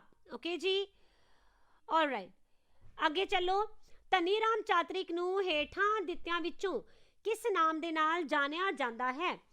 ਗਰੀਬਾਂ ਦਾ ਕਵੀ, ਮਸੀਹਾ ਕਵੀ, ਕਵੀਆਂ ਦਾ ਕਵੀ ਜਾਂ ਫਿਰ ਆਧੁਨਿਕ ਲੋਕ ਕਵੀ? ਕਿਸ ਨਾਮ ਦੇ ਨਾਲ ਜਾਣਦੇ ਹੈ? ਤੁਹਾਨੂੰ ਪਤਾ ਹੋਏਗਾ ਕਿ ਆਮ ਲੋਕਾਂ ਦੀ ਆਵਾਜ਼ ਬਣ ਕੇ ਆਏ ਸੀ ਇਹ, ਹਨਾ, ਬੜੀ ਸਰਲ ਤੇ ਠੇਠ ਪੰਜਾਬੀ ਇਹਨਾਂ ਨੇ ਵਰਤੀ ਸੀ। ਇਸੇ ਕਰਕੇ ਇਹਨਾਂ ਚਾਰਾਂ ਦੇ ਵਿੱਚੋਂ ਇੱਕ ਨਾਮ ਹੈ ਜੋ ਕਿ ਇਹਨਾਂ ਦਾ ਪੈ ਗਿਆ ਸੀ। ਹਾਂਜੀ, ਤਾਂ ਕਿਹੜਾ ਨਾਮ ਇਹਨਾਂ ਦੇ ਲਈ ਵਰਤਿਆ ਗਿਆ ਸੀਗਾ? ਇਹਨਾਂ ਦੇ ਭਾਸ਼ਾ ਭਾਵ ਕਿਉਂਕਿ ਬੜੇ ਸਰਲ ਸੀਗੇ। ਬਿਲਕੁਲ ਬਿਲਕੁਲ ਬਿਲਕੁਲ ਸਹੀ ਆਨਸਰ ਹੈ। ਹਾਂਜੀ ਹਾਂਜੀ, ਪਿਤਾ ਜੀ ਦਾ ਨਾਮ ਪੋਹੂਮਲ ਐਂਡ ਪੋਹੂ ਜਾਂ ਪੋਲੂ ਦੋਨੋਂ ਹੀ ਆ ਜਾਂਦੇ ਨੇ ਕਈ ਵਾਰ, ਠੀਕ ਹੈ। ਔਰ ਲక్ష్ਮੀ ਦੇਵੀ ਬਿਲਕੁਲ ਸਹੀ ਹੈ। ਔਰ ਆਧੁਨਿਕ ਕਵੀ ਹੈਗੇ ਨੇ, ਵੈਰੀ ਗੁੱਡ, ਸ਼ਾਬਾਸ਼, ਠੀਕ ਹੈ, ਇਹਨਾਂ ਨੂੰ ਆਧੁਨਿਕ ਲੋਕ ਕਵੀ ਕਿਹਾ ਜਾਂਦਾ ਆ। ਅੱਗੇ ਧਨੀ ਰਾਮ ਚਾਤਰਿਕ ਜੀ ਦੀ ਨਿਗਰਾਨੀ ਹੇਠ ਕਿਸ ਦੇ ਮਹਾਨ ਕੋਸ਼ ਦੀ ਛਪਾਈ ਹੋਈ? ਅਸੀਂ ਸ਼ੁਰੂ ਦੇ ਵਿੱਚ ਹੀ ਕੀਤਾ, ਹਨਾ, ਜੋ ਕਿ ਪੰਜਾਬੀ ਭਾਸ਼ਾ ਦਾ ਪਹਿਲਾ ਕੋਸ਼ ਮੰਨਿਆ ਜਾਂਦਾ ਹੈ, ਠੀਕ ਹੈ। ਤਾਂ ਇਸ ਦਾ ਆਨਸਰ ਕਰੋ ਫਿਰ। ਪ੍ਰੋਫੈਸਰ ਪੂਰਨ ਸਿੰਘ, ਮੋਹਨ ਸਿੰਘ, ਭਾਈ ਕਾਹਨ ਸਿੰਘ ਜਾਂ ਫਿਰ ਭਾਈ ਵੀਰ ਸਿੰਘ, ਕਿੰਨਾ ਦੇ ਨਾਮ ਦੇ ਹੇਠਾਂ ਮਹਾਨ ਕੋਸ਼ ਛਾਪਿਆ ਗਿਆ? ਔਰ ਨਾਲ ਇਹ ਵੀ ਦੱਸ ਦੇਣਾ ਕਿ ਕਿਹੜੀ ਪ੍ਰਿੰਟਿੰਗ ਪ੍ਰੈਸ ਸੀਗੀ ਜਿਸ ਦੇ ਨਾਮ ਦੇ ਅੰਡਰ ਇਸ ਮਹਾਨ ਕੋਸ਼ ਨੂੰ ਛਾਪਿਆ ਗਿਆ ਸੀ? ਹਾਂਜੀ, ਵੈਰੀ ਗੁੱਡ, ਕਾਹਨ ਸਿੰਘ, ਬਿਲਕੁਲ ਸਹੀ, ਇਸ ਦਾ ਆਨਸਰ ਹੈ ਕਾਹਨ ਸਿੰਘ, ਠੀਕ ਹੈ। ਔਰ ਇਹਨਾਂ ਦੀ ਪ੍ਰਿੰਟਿੰਗ ਪ੍ਰੈਸ ਦਾ ਨਾਮ, ਚਲੋ ਅੱਗੇ ਇਹੀ ਆ ਗਿਆ। ਧਨੀ ਰਾਮ ਚਾਤਰਿਕ ਨੇ ਆਪਣੀ ਕਿਹੜੀ ਪ੍ਰਿੰਟਿੰਗ ਪ੍ਰੈਸ ਚਲਾਈ ਸੀ? ਹਾਂਜੀ, Nirguniara press, Sudarshan printing press, standard printing press ਜਾਂ ਫਿਰ ਇਹਨਾਂ ਵਿੱਚੋਂ ਕੋਈ ਨਹੀਂ? ਕਿਹੜਾ ਆਨਸਰ ਆਏਗਾ? ਵੈਰੀ ਗੁੱਡ, ਬਿਲਕੁਲ ਬਿਲਕੁਲ, ਇਸ ਦਾ ਆਨਸਰ ਕੀ ਆਏਗਾ ਜੀ? ਅੱਛਾ, ਮੈਨੂੰ ਲੱਗਦਾ ਤੁਸੀਂ ਪਿਛਲੇ ਤੇ ਦਿੱਤਾ ਸੀ ਹਲੇ। ਵੈਰੀ ਵੈਰੀ ਗੁੱਡ, ਬਿਲਕੁਲ ਮੰਗਾ ਜੀ, ਅਨੀਤਾ ਜੀ ਸਹੀ ਜਾ ਰਹੇ ਹੋ। सुदर्शन प्रिंटिंग प्रेस, मनप्रीत ढिल्लन जी बिल्कुल सही है। हाँ जी हाँ जी, सुदर्शन प्रिंटिंग प्रेस बिल्कुल सही है हरजीत कौर जी। ओके, ਅੱਗੇ ਚੱਲਦੇ ਹਾਂ। ਧਨੀ ਰਾਮ ਚਾਤਰਿਕ ਨੂੰ ਕਿਸ ਸਾਲ ਦੇ ਵਿੱਚ ਅਭਿਨੰਦਨ ਗ੍ਰੰਥ ਭੇਟ ਕੀਤਾ ਗਿਆ? ਅਸੀਂ ਕੀਤਾ ਸੀ ਕਿ ਧਨੀ ਰਾਮ ਚਾਤਰਿਕ ਪਹਿਲੇ ਐਦਾਂ ਦੇ ਵਿਦਵਾਨ ਬਣੇ ਸੀ ਜਿਨ੍ਹਾਂ ਨੂੰ ਇਹਨਾਂ ਦੀ 75ਵੀਂ ਵਰ੍ਹੇਗੰਢ ਦੇ ਉੱਪਰ ਦਿੱਤਾ ਗਿਆ ਸੀ ਅਭਿਨੰਦਨ ਗ੍ਰੰਥ, ਹੈ ਨਾ। ਤਾਂ ਇੱਥੇ ਤੁਹਾਡੇ ਕੋਲੋਂ ਸਾਲ ਪੁੱਛਿਆ ਜਾ ਰਿਹਾ ਹੈ, ਕਿਸ ਸਾਲ ਦੇ ਵਿੱਚ ਭੇਂਟ ਕੀਤਾ ਗਿਆ? 1949, 1950, 51 ਜਾਂ ਫਿਰ 52? ਰੁਪਿੰਦਰ ਜੀ ਨੇ ਆਨਸਰ ਕੀਤਾ ਹੈ 1950। ਓਕੇ, ਬਿਲਕੁਲ ਸਹੀ ਆਨਸਰ ਹੈ ਇਹ। 1950 ਦੇ ਵਿੱਚ ਹੀ ਇਹਨਾਂ ਨੂੰ ਦਿੱਤਾ ਗਿਆ ਸੀਗਾ, ਠੀਕ ਹੈ। ਵੈਰੀ ਗੁੱਡ, ਅੱਗੇ ਚੱਲਦੇ ਹਾਂ। ਧਨੀ ਰਾਮ ਚਾਤਰਿਕ ਦਾ ਦੇਹਾਂਤ ਕਦੋਂ ਹੋਇਆ? ਇਹ ਸਭ ਤੋਂ ਪਹਿਲੀ ਸਲਾਈਡ ਦੇ ਵਿੱਚ ਹੀ ਤੁਹਾਨੂੰ ਦਿਖ ਗਿਆ ਹੋਣਾ ਆ। 18 ਦਸੰਬਰ 1954, 18 ਦਸੰਬਰ 1955, ਬਿਲਕੁਲ 75ਵੀਂ ਵਰ੍ਹੇਗੰਢ, ਵੈਰੀ ਗੁੱਡ ਸੁਖਜਿੰਦਰ ਜੀ। 18 ਦਸੰਬਰ 1956 ਜਾਂ ਫਿਰ 18 ਦਸੰਬਰ 1957। ਇਸ ਦਾ ਆਨਸਰ ਕੀ ਹੋਏਗਾ? ਇਹਨਾਂ ਦਾ ਦੇਹਾਂਤ ਕਦੋਂ ਹੋਇਆ ਜੀ? ਜੇ ਕੱਲਾ ਸਾਲ ਵੀ ਯਾਦ ਹੈ ਤਾਂ ਵੀ ਤੁਹਾਡਾ ਇਹ ਆਨਸਰ ਸਹੀ ਹੋ ਜਾਏਗਾ। ਠੀਕ ਹੈ ਜੀ, ਜੇ ਕੱਲਾ ਤੁਹਾਨੂੰ ਇਹਦਾ ਸਾਲ ਵੀ ਯਾਦ ਹੈ ਤਾਂ ਵੀ ਆਨਸਰ ਸਹੀ ਹੋ ਜਾਣਾ ਚਾਹੀਦਾ ਹੈ। ਹਾਂਜੀ ਅਨੀਤਾ ਜੀ ਬਿਲकुल सही आंसर है, वेरी गुड। अमन जी बिल्कुल सही, 18 ਦਸੰਬਰ 1954। ਅੱਗੇ ਚੱਲੋ, ਪੰਜਾਬੀ ਦੇ ਕਿਸ ਰਚਨਾਕਾਰ ਨੇ ਗੁਰਮੁਖੀ ਲਿਪੀ ਲਈ ਟਾਈਪ ਸੈੱਟ ਨੂੰ ਮਿਆਰੀ ਬਣਾਉਣ ਦੇ ਵਿੱਚ ਯੋਗਦਾਨ ਪਾਇਆ? ਇਸ ਦਾ ਆਨਸਰ ਤਾਂ ਮੈਂ ਹੀ ਦੱਸ ਦਿੰਨੀ ਆ, ਲਾਲਾ ਧਨੀਰਾਮ ਚਾਤਰਿਕ। ਤੁਸੀਂ ਮੈਨੂੰ ਹੁਣ ਇੱਥੇ ਇਹ ਦੱਸਣਾ ਆ ਆਨਸਰ ਦੇ ਵਿੱਚ ਕਿ ਇਹਨਾਂ ਨੇ ਟਾਈਪੋਗ੍ਰਾਫੀ, ਗੁਰਮੁਖੀ ਦੀ ਟਾਈਪੋਗ੍ਰਾਫੀ ਸਿੱਖਣ ਦੇ ਲਈ ਗਏ ਕਿੱਥੇ ਸੀਗੇ? ਠੀਕ ਹੈ, ਇਸ ਦਾ ਆਨਸਰ ਕਰੋ ਜੀ, ਇਹ ਕਿਹੜੀ ਜਗ੍ਹਾ ਦੇ ਉੱਪਰ ਗਏ ਸੀਗੇ? ਠੀਕ ਹੈ, ਤਦ ਤੱਕ ਮੈਂ ਅਗਲਾ ਕੁਐਸਚਨ ਤੁਹਾਡੇ ਸਾਹਮਣੇ ਲੈ ਆਂਦੀ ਹਾਂ। ਤੁਸੀਂ ਮੈਨੂੰ ਦੱਸਣਾ ਹੈ ਕਿ ਟਾਈਪੋਗ੍ਰਾਫੀ ਸਿੱਖਣ ਦੇ ਲਈ ਕਿੱਥੇ ਗਏ ਸੀ। ਓਕੇ, ਅੱਗੇ ਚੱਲੋ।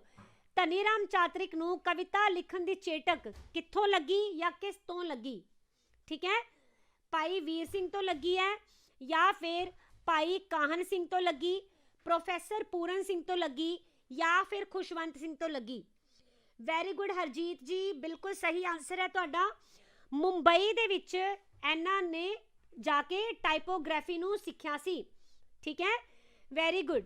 ਓਕੇ, ਤਾਂ ਇਹਨਾਂ ਨੂੰ ਫਿਰ ਕਵਿਤਾ ਲਿਖਣ ਦੀ ਚੇਟਕ ਕਿੱਥੋਂ ਲੱਗੀ ਹੈ? ਹੁਣ ਓਹੋ ਆਨਸਰ ਹੀ ਆ ਗਿਆ, ਸੌਰੀ, ਭਾਈ ਵੀਰ ਸਿੰਘ ਤੋਂ, ਹੈ ਨਾ। ਅੱਗੇ ਚਲੋ ਜੀ, ਮੋਹਨ ਸਿੰਘ ਨੇ ਧਨੀ ਰਾਮ ਨੂੰ ਕੀ ਨਾਮ ਦਿੱਤਾ? ਮੋਹਨ ਸਿੰਘ ਇਹਨਾਂ ਨੂੰ ਕੀ ਕਹਿੰਦੇ ਸੀ?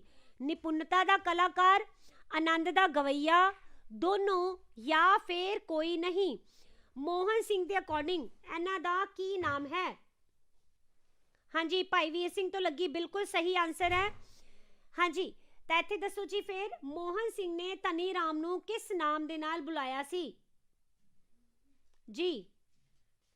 ਹਾਂਜੀ ਇੱਕ ਮਿੰਟ ਜੀ, ਇੱਕ ਮਿੰਟ। ਹਾਂਜੀ, ਇਹ ਲਾਸਟ ਤੇ ਲੈਂਦੇ ਆਪਾਂ ਕੁਐਸਚਨਸ, ਠੀਕ ਹੈ, ਡੋਂਟ ਵਰੀ। ਤੁਸੀਂ ਇਹ ਕਹਿ ਸਕਦੇ ਹੋ ਜਿਸ ਤਰ੍ਹਾਂ ਕਿ ਅੱਜ ਦੀ ਡੇਟ ਦੇ ਵਿੱਚ ਸਾਡੀ ਗਵਰਨਮੈਂਟ ਅਲੱਗ-ਅਲੱਗ ਅਵਾਰਡ ਦਿੰਦੀ ਹੈ, ਪਦਮ ਭੂਸ਼ਣ ਦਿੰਦੀ ਹੈ, ਪਦਮ ਵਿਭੂਸ਼ਣ ਦਿੰਦੀ ਹੈ, ਪਦਮ ਸ਼੍ਰੀ ਦਿੰਦੀ ਹੈ। ਠੀਕ ਹੈ, ਸਾਹਿਤਿਆ ਅਕੈਡਮੀ ਅਵਾਰਡ ਵੱਲੋਂ ਸਾਹਿਤਿਆ ਅਕੈਡਮੀ ਅਵਾਰਡ ਦਿੱਤੇ ਜਾਂਦੇ ਆ।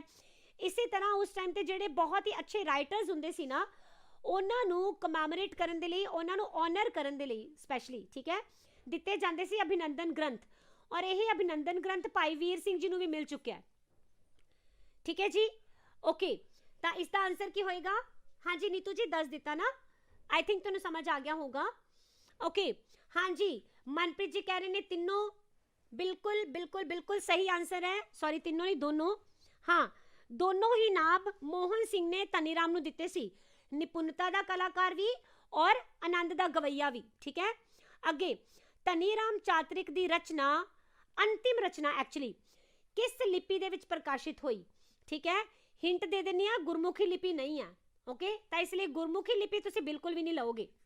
ਓਕੇ, ਹਾਂਜੀ ਦੱਸੋ ਫਿਰ, ਰੋਮਨ ਲਿਪੀ, ਸ਼ਾਹਮੁਖੀ ਲਿਪੀ ਜਾਂ ਫਿਰ ਦੇਵਨਾਗਰੀ ਲਿਪੀ? ਸਭ ਤੋਂ ਅਖੀਰਲੀ ਰਚਨਾ ਇਹਨਾਂ ਨੇ ਕਿਹੜੀ ਲਿਪੀ ਦੇ ਵਿੱਚ ਕੀਤੀ ਸੀ? ਹਾਂਜੀ, ਗੁਰਮੁਖੀ ਨੂੰ ਛੱਡ ਕੇ ਫਿਰ ਕਿਹੜੀ ਲਿਪੀ ਇਹਨਾਂ ਦੇ ਨੇੜੇ ਤੁਹਾਨੂੰ ਨਜ਼ਰ ਆ ਰਹੀ ਹੈ, ਇਹਨਾਂ ਦੀ ਜ਼ਿੰਦਗੀ ਦੇ ਨਾਲ ਰਿਲੇਟ ਕਰਦੀ ਨਜ਼ਰ ਆ ਰਹੀ ਹੈ? ਉਹੀ ਇਸ ਦਾ ਆਨਸਰ ਹੋਏਗਾ। ਵੈਰੀ ਗੁੱਡ ਨੀਤੂ ਜੀ, ਨੀਤੂ ਜੀ ਕਹਿ ਰਹੇ ਨੇ ਸ਼ਾਹਮੁਖੀ, ਬਿਲकुल ਸਹੀ ਹੈ। ਬਾਕੀ ਵੀ ਆਨਸਰ ਕਰੋ। ਸ਼ਾਹਮੁਖੀ, ਵੈਰੀ ਗੁੱਡ, ਬਿਲकुल ਸਹੀ, ਸ਼ਾਹਮੁਖੀ ਹੀ ਸਹੀ ਆਨਸਰ ਹੋਏਗਾ। ਅੱਗੇ ਚਲਦੇ ਹਾਂ, ਸੂਫੀ ਖਾਨਾ ਕਾਵ ਸੰਗ੍ਰਹਿ ਕਿਸ ਧਾਰਾ ਦਾ ਕਾਵ ਸੰਗ੍ਰਹਿ ਹੈ? ਠੀਕ ਹੈ, ਸੂਫੀ ਖਾਨਾ ਪ੍ਰਗਤੀਵਾਦੀ ਹੈ, ਰਹੱਸਵਾਦੀ ਹੈ, ਦੁਖਾਂਤਵਾਦੀ ਹੈ ਜਾਂ ਫਿਰ ਮਾਰਕਸਵਾਦੀ ਹੈ? ਇਹਨਾਂ ਵਿੱਚੋਂ ਕਿਹੜਾ ਆਨਸਰ ਹੋਏਗਾ? ਯੈਸ, ਸੂਫੀ ਖਾਨਾ ਕਾਵ ਸੰਗ੍ਰਹਿ ਇਹ ਕਿਹੜੀ ਹੈ ਜੀ? आंसर करो।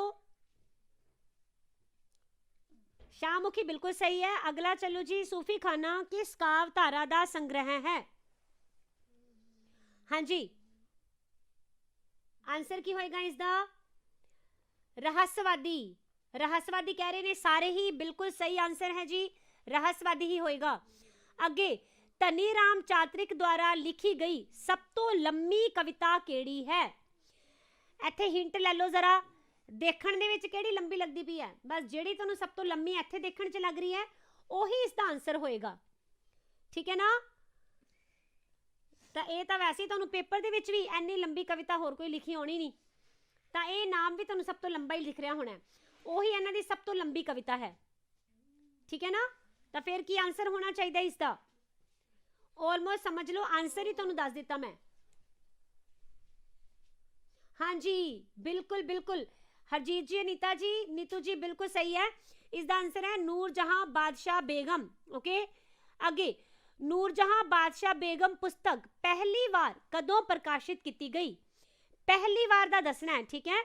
1942, 1943, 1944 या फिर 1945? इसका आंसर की होना चाहिए जी?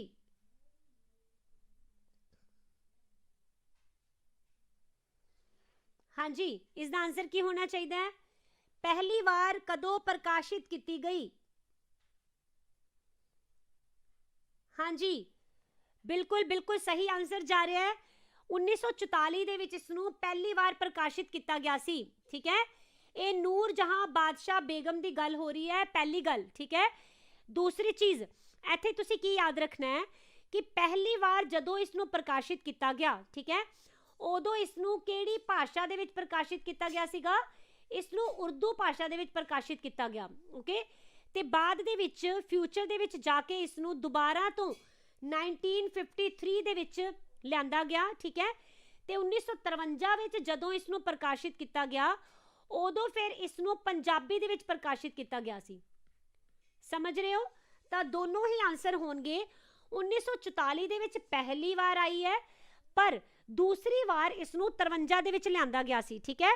ਪਹਿਲੀ ਵਾਰ ਉਰਦੂ ਦੇ ਵਿੱਚ ਆਈ ਸੀ ਔਰ ਦੂਸਰੀ ਵਾਰ ਇਸ ਨੂੰ ਪੰਜਾਬੀ ਦੇ ਵਿੱਚ ਸ਼ਾਮਿਲ ਕੀਤਾ ਗਿਆ, ਠੀਕ ਹੈ ਨਾ। ਇਸ ਤਰ੍ਹਾਂ 4 ਕੁਐਸਚਨ ਇੱਥੋਂ ਤੁਹਾਡੇ ਕਵਰ ਹੋ ਜਾਣਗੇ। ਅੱਗੇ ਚੱਲੋ ਜੀ। ਵਹਿੰਦਾ ਜਾਏ ਕਵਿਤਾ ਵਿੱਚ ਕਵੀ ਵਹਿੰਦੇ ਪਾਣੀ ਦੀ ਤੁਲਨਾ ਕਿਸ ਦੇ ਨਾਲ ਕਰਦਾ ਹੈ? ਵਹਿੰਦੇ ਪਾਣੀ ਦੀ ਤੁਲਨਾ ਕਵੀ ਕਿਸ ਨਾਲ ਕਰ ਰਿਹਾ? ਦਰਿਆ ਨਾਲ, ਮਨੁੱਖੀ ਜੀਵਨ ਨਾਲ, ਪ੍ਰਕਿਰਤੀ ਨਾਲ ਜਾਂ ਫਿਰ ਬਿਜਲੀ ਨਾਲ? ਇਸ ਦੇ ਵਿੱਚੋਂ ਕੀ ਹੋਏਗਾ ਜੀ ਆਨਸਰ? ਬਿਲਕੁਲ ਸੁਖਜਿੰਦਰ ਜੀ, very good, you are doing so very great. ਇਹ ਆਪਾਂ ਬਸ ਇਸ ਤੋਂ ਬਾਅਦ 3 ਕੁਐਸਚਨ ਹੋਰ ਰਹਿ ਗਏ ਹੈ ਤੇ ਫਿਰ ਇਹ ਖਤਮ ਹੋ ਜਾਏਗਾ ਅੱਜ ਦਾ ਸੈਸ਼ਨ। ਹਾਂਜੀ, ਵਹਿੰਦਾ ਜਾਏ ਦਰਿਆ, ਇਹਦੇ ਵਿੱਚ ਪਾਣੀ ਦੀ ਤੁਲਨਾ ਕਿਸ ਦੇ ਨਾਲ ਕੀਤੀ ਗਈ ਹੈ ਜੀ? ਹਾਂਜੀ, किस दे नाल होई है तुलना? बिल्कुल इस दी तुलना की गई है। डोली जी, नीतू जी, मंगा जी, बिल्कुल ठीक है, मनुखी जीवन दे नाल तुलना की गई है। अगे, धनी राम चातरिक ने सब तो पहला किस विधा विच लिखिया? हुण एदा आंसर तुसी मैनू पता है 100% ठीक करन वाले हो। लंबी कविता च पहला लिखिया, छोटी कविता विच, किस्सा विच या फिर नावल दे विच? किहदे विच सब तो पहला मतलब इन्हां ने लिखना स्टार्ट कीता सी? हाँ जी, किस दे विच लिखना स्टार्ट किया इन्हां ने? लंबी कविता, छोटी कविता, किस्सा या फिर नावल? और पहला किस पहली रचना दस भी देना, ठीक है, केड़ी सीगी? किस्सा। वेरी गुड नीतू जी। हाँ जी, बिल्कुल किस्सा दे विच इन्हां ने लिखिया सीगा ते पहला किस्सा दस भी दिओ, है ना। अगे चलो। राधा संदेश अते सीता संदेश कवितावां दा इतिहासिक पिछोकड़ की है? ये बहुत ही ज्यादा महत्वपूर्ण प्रश्न रहूगा, ठीक है ना। सिख इतिहास, सिख मिथिहास, हिंदू मिथिहास या फिर हिंदू इतिहास? इन्हां दे विचों आंसर करो। हाँ जी, good evening Bhupinder ji, good to see you all. Actually you all are so very active. Yes, इनका आंसर करो की होएगा? बहुत ज्यादा इंपॉर्टेंट है ये क्वेश्चन। मिक्स आंसर आ रहे हैं एक्चुअली इस क्वेश्चन का। सिख मिथिहास भी आ रहे हैं, हिंदू मिथिहास भी आ रहे हैं, हिंदू इतिहास भी आ रहे हैं, काफ़ी सारे क्वेश्चन मिक्स हो रहे हैं। हाँ जी, तो इसका आंसर हो जाएगा हिंदू मिथिहास, ठीक है। तो इत्थे अगर तुहानू पता होए, मैं तुहानू हुणे हुणे दस्सिया ना कि राधा और सीता के बारे गल की गई है, पर इन्हां ने की कीता सीगा? इन्हां नू बिल्कुल ऐदां दिखाया जिवें अज दियां नॉर्मल इस्त्रियां, आम इस्त्रियां दे बारे दी तरह दिखाया सीगा, ठीक है ना। ਔਰ ਇਹਦੇ ਵਿੱਚ ਇਹ ਆਮ ਇਸਤਰੀ ਦੀ ਤਰ੍ਹਾਂ ਵਿਰਲਾਪ ਕਰਦੀਆਂ ਦਿਖਾਈਆਂ ਗਈਆਂ ਹੈ ਨਾ। ਤਾਂ ਮਿਥਿਹਾਸ ਤੇ ਇਤਿਹਾਸ ਕੀ ਹੈ, ਇਹਦੇ ਵਿੱਚ ਇਹ ਫਰਕ ਹੁੰਦਾ ਹੈ, ਜੇਕਰ ਮੰਨ ਲਓ ਬੀਤੀਆਂ ਹੋਈਆਂ ਘਟਨਾਵਾਂ ਨੂੰ ਬਿਲਕੁਲ ਕ੍ਰਮ ਦੇ ਅਨੁਸਾਰ ਦਿਖਾਇਆ ਗਿਆ ਹੋਵੇ, ਸੱਚੋ ਸੱਚ ਦਿਖਾਇਆ ਗਿਆ ਹੋਵੇ, ਤਾਂ ਅਸੀਂ ਉਸ ਨੂੰ ਬੋਲਦੇ ਹਾਂ ਇਤਿਹਾਸ, ਠੀਕ ਹੈ। ਪਰ ਮਿਥ ਕੀ ਹੁੰਦਾ ਜੀ, ਹੈ ਨਾ। ਮਿਥ ਦਾ ਮਤਲਬ ਕੀ ਹੈ, ਮਿਥ ਦਾ ਮਤਲਬ ਹੀ ਹੁੰਦਾ ਮਨ ਘੜਤ, ਹੈ ਨਾ। ਮਿਥ ਦਾ ਮਤਲਬ ਮਨ ਘੜਤ ਹੈ।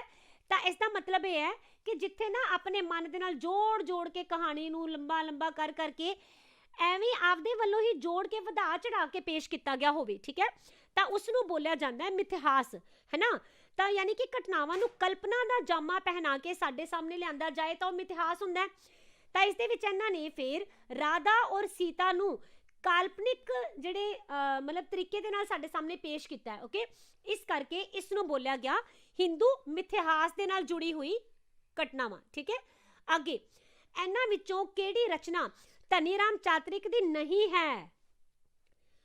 ਔਰ ਇੱਥੇ ਤੁਸੀਂ ਇਹਨੂੰ ਨਾਲ ਨਾ ਪੜਨਾ ਪਲੀਜ਼, ਇਹਨੂੰ ਨਾਲ ਪੜ ਲੈਣਾ, ਪੰਜਾਬੀ ਚ ਕਰਦੇ ਕਰਦੇ ਕਦੀ ਕਦੀ ਪ੍ਰੋਬਲਮ ਹੋ ਜਾਂਦੀ ਹੈ ਨਾ। Okay, thank you so much Neetu ji, means a lot to me, seriously means a lot. हाँ जी, केसर क्यारी, भरथी हरिदा, नीति शतक, धर्मवीर और नल दमयंती, एंडे विचों आंसर करो जी। हाँ जी, बिल्कुल बिल्कुल, कुछ कल्पना का अंश एंडे विच डेफिनेटली देखने को मिलेगा। Gursharan ji very very thanks, thank you so much. हाँ जी, वेरी गुड वेरी गुड। ਮੈਨੂੰ ਲੱਗ ਰਿਹਾ ਸੀਗਾ ਕਿ ਇਹਦੇ ਵਿੱਚ ਨਾ ਤੁਸੀਂ ਕਿਤੇ ਨਾ ਕਿਤੇ ਕਨਫਿਊਜ਼ ਹੋ ਜਾਣਾ ਆ। ਮੈਨੂੰ ਲੱਗ ਰਿਹਾ ਸੀ ਕਿ ਕਿਤੇ ਭਰਥਰੀ ਹਰੀ ਪੜ੍ਹ ਕੇ ਹੀ ਨਾ ਤੁਸੀਂ ਯੈਸ ਕਰ ਦਿਓ। ਬਿਲਕੁਲ, ਭਰਥਰੀ ਹਰੀ ਦਾ ਨੀਤੀ ਸ਼ਤਕ ਇਹ ਧਨੀ ਰਾਮ ਚਾਤਰਿਕ ਜੀ ਦੀ ਰਚਨਾ ਨਹੀਂ ਹੈ, ਹੈ ਨਾ। ਜਦੋਂ ਕਿ ਕੱਲਾ ਭਰਥਰੀ ਹਰੀ ਜ਼ਰੂਰ ਇਹਨਾਂ ਦੀ ਰਚਨਾ ਹੈ, ਠੀਕ ਹੈ। ਬਟ ਅਗਰ ਨੀਤੀ ਸ਼ਤਕ ਆਏਗਾ ਫਿਰ ਇਹ ਭਰਥਰੀ ਹਰੀ ਨੀਤੀ ਸ਼ਤਕ ਇਹਨਾਂ ਦੀ ਰਚਨਾ ਨਹੀਂ ਹੋਏਗੀ। ਕੇਸਰ ਕਿਆਰੀ, ਧਰਮਵੀਰ ਔਰ ਨਲ ਦਮਯੰਤੀ ਇਹ ਸਾਰੀਆਂ ਹੀ ਇਹਨਾਂ ਦੀਆਂ ਰਚਨਾਵਾਂ ਆ, ਠੀਕ ਹੈ।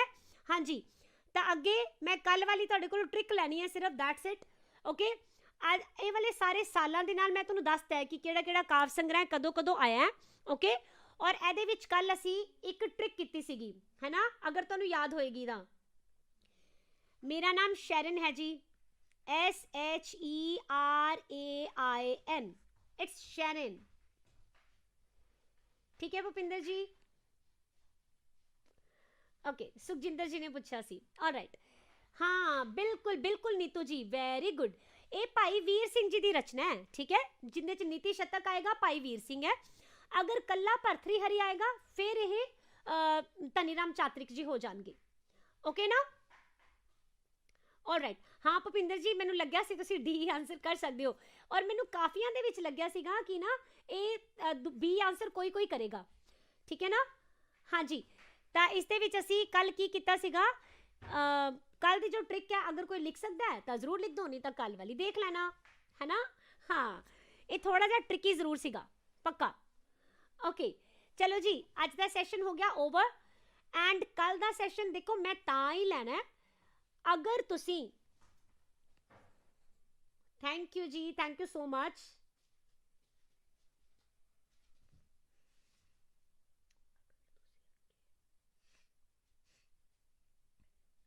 तुसी अच्छा मेरी क्वालिफिकेशन पूछ रहे हो, okay, right. I am MA MEd and doing PhD, right, या हाँ जी। एंड PCS दी भी कोचिंग मैं दिंदी हाँ, UPSC दी भी, ऑलराइट। किसी भी पेपर की कोचिंग चाहिए होएगी, you all are most welcome. And तुसी जो स्क्रीन के उपर तुहानू नंबर दिख रहा है ना ड्रीम्स इंस्टीट्यूट का, इस दे उपर तुसी पंजाबी दे पेड बैच नू ज्वाइन कर सकते हो। और अच्छा, ट्रिक तुसी कल देखी नहीं शायद, कोई गल नहीं, मैं तुहानू दसदी हाँ मैं दे की ट्रिक करवाई सी। देखो, धनीराम चातरिक है ना, धनी है यानी कि बहुत ज़्यादा अमीर है ना, क्योंकि उन्होंने भी नाल रिलेट करना पएगा, ओके। या तां हुण इहदे विच देखो तुसी की याद रखोगे कि एक ना बड़ी ही धनी बेगम सीगी, बादशाह ते बेगम तां वैसे ही धनी ही होणगे, है ना। तां इन्हां ने की है, ये जिहड़ी बादशाह बेगम है इन्हां दे उत्थे एक नौकर काम करदा सी जिस दा नाम सी धर्मवीर, ठीक है ना। और ਓਕੇ, ਤਾਂ ਧਰਮਵੀਰ ਜੋ ਹੈਗੇ ਆ ਇਹਨਾਂ ਦਾ ਨੌਕਰ ਸੀ। ਬੇਗਮ ਨੇ ਇਹਨੂੰ ਧਰਮਵੀਰ ਨੂੰ ਆਵਾਜ਼ ਲਗਾਈ ਔਰ ਬੋਲਿਆ ਕਿ ਨਾ ਇਹਨੂੰ ਬੁਲਾਇਆ ਕਿੱਥੇ, ਆਪਣੇ ਸੂਫੀ ਖਾਨੇ ਵਿੱਚ, ਹੈ ਨਾ। ਔਰ ਉੱਥੇ ਬੁਲਾ ਕੇ ਕਿਹਾ ਕਿ ਉਹ ਜਲਦੀ ਜਲਦੀ ਜਾਏ ਚੰਦਨਵਾੜੀ ਦੀ ਕੇਸਰ ਕਿਆਰੀ ਦੇ ਵਿੱਚੋਂ। ਕਿਆਰੀ ਦੇ ਵਿੱਚ ਕੀ ਹੁੰਦਾ, ਫੁੱਲ ਹੁੰਦੇ ਆ ਨਾ, ਕੇਸਨ ਕਿਆਰੀ ਦੇ ਵਿੱਚੋਂ ਤੁਸੀਂ ਕੀ ਕਰਨਾ ਹੈ, ਫੁੱਲਾਂ ਦੀ ਟੋਕਰੀ ਲੈ ਕੇ ਆਣੀ ਹੈ, ਠੀਕ ਹੈ ਨਾ। ਔਰ ਇਹਨੂੰ ਫਿਰ ਤੁਸੀਂ ਪਹੁੰਚਾਣਾ ਹੈ ਨਲ ਦਮਯੰਤੀ ਦੇ ਕੋਲ, ਨਵੇਂ ਜਹਾਨ ਦੇ ਵਿੱਚ, ਠੀਕ ਹੈ। ਇਸ ਤਰ੍ਹਾਂ ਕਰਕੇ ਇਹਨੂੰ ਅਸੀਂ ਕੱਲ ਇੱਕ ਟ੍ਰਿਕ ਦੇ ਨਾਲ ਕੀਤਾ ਸੀਗਾ, ਸਿਰਫ ਭਰਥਰੀ ਹਰੀ ਨੂੰ ਛੱਡ ਕੇ। ਅਦਰਵਾਈਜ਼ ਮੇਰੇ ਹਿਸਾਬ ਨਾਲ ਤੁਹਾਨੂੰ ਮੈਂ ਜਿੰਨਾ ਜ਼ਿਆਦਾ ਲੰਬਾ ਲੈਕਚਰ ਦੇ ਦਿੱਤਾ ਹੈ ਨਾ, ਮੈਨੂੰ ਤਾਂ ਲੱਗਦਾ ਹੈ ਕਿ ਸ਼ਾਇਦ ਤੁਹਾਨੂੰ ਅੱਛੀ ਤਰ੍ਹਾਂ ਰੱਟ ਹੀ ਗਏ ਹੋਣੇ ਆ, ਇਹਨਾਂ ਨੂੰ ਹੁਣ ਟ੍ਰਿਕ ਦੀ ਲੋੜ ਹੀ ਨਹੀਂ ਹੈ। ਇਹ ਤਾਂ ਕੱਲ ਵੈਸੇ ਹੀ ਤੁਹਾਨੂੰ ਤੁਹਾਡੇ ਸਾਹਮਣੇ ਥੋੜਾ ਟਸ਼ਨ ਵੀ ਮਾਰਨਾ ਸੀ ਨਾ ਹੈ ਨਾ। ਨਹੀਂ ਨਹੀਂ ਨਹੀਂ, ਅੱਛਾ ਤੁਸੀਂ ਅੱਜ ਫਸਟ ਟਾਈਮ ਆਏ ਹੋ, ਓਕੇ ਓਕੇ ਓਕੇ, ਗ੍ਰੇਟ। ਨਹੀਂ ਨਹੀਂ ਨਹੀਂ ਨਹੀਂ ਡੋਲੀ ਜੀ, ਆਈ ਲਵ ਟੂ ਟੀਚ।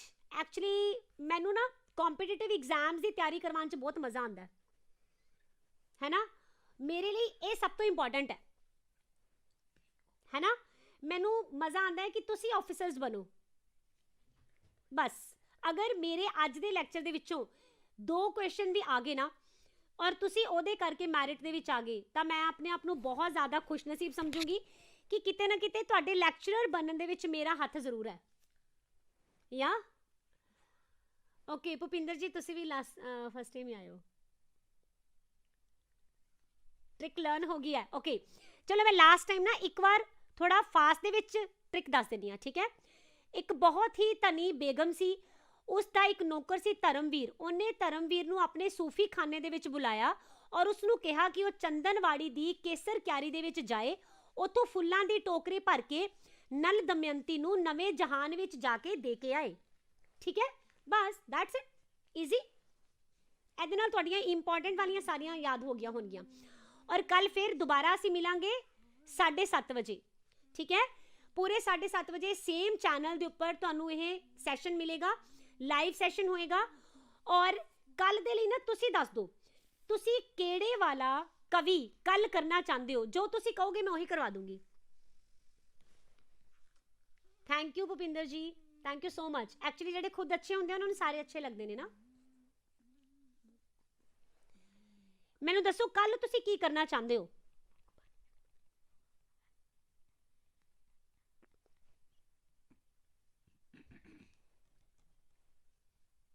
ਕੱਲ ਕਿਹੜਾ ਕਵੀ ਕਰੀਏ।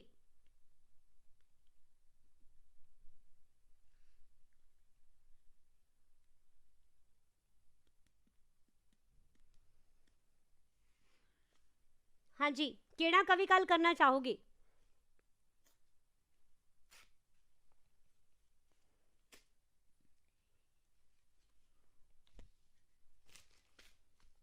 ਭਾਈ ਵੀਰ ਸਿੰਘ ਜੀ, ਹਾਂ ਭਾਈ ਵੀਰ ਸਿੰਘ ਦਾ ਤੁਹਾਨੂੰ ਫ੍ਰੀ ਲੈਕਚਰ ਹੀ ਮਿਲ ਜਾਣਾ ਹੈ ਵੈਸੇ ਹੀ, ਠੀਕ ਹੈ। ਭਾਈ ਵੀਰ ਸਿੰਘ ਦਾ ਪਹਿਲਾਂ ਹੀ ਆਲਰੇਡੀ ਰਿਕਾਰਡਡ ਲੈਕਚਰ ਹੈ, ਰਿਕਾਰਡਡ ਫਾਰਮ ਦੇ ਵਿੱਚ, ਉਹ ਮੈਂ ਤੁਹਾਨੂੰ ਕੱਲ ਉਸ ਦਾ ਲਿੰਕ ਦੱਸ ਦੂੰਗੀ, ਠੀਕ ਹੈ। ਤਾਂ ਕੱਲ ਅਸੀਂ ਫਿਰ ਪ੍ਰੋਫੈਸਰ ਪੂਰਨ ਸਿੰਘ ਨੂੰ ਕਰਦੇ ਹਾਂ, ਸਹੀ ਰਹੇਗਾ। ਹਾਂ ਕੱਲ ਅਸੀਂ ਫਿਰ ਪੂਰਨ ਸਿੰਘ ਨੂੰ ਕਰਦੇ ਹਾਂ, ਠੀਕ ਹੈ ਜੀ, ਹੈ ਨਾ। ਓਕੇ ਦੈਨ, ਚਲੋ ਫਿਰ ਕੱਲ ਮਿਲਦੇ ਹਾਂ ਅਸੀਂ ਪੂਰੇ 7:30 ਵਜੇ। Thank you so much, have a nice time, bye bye.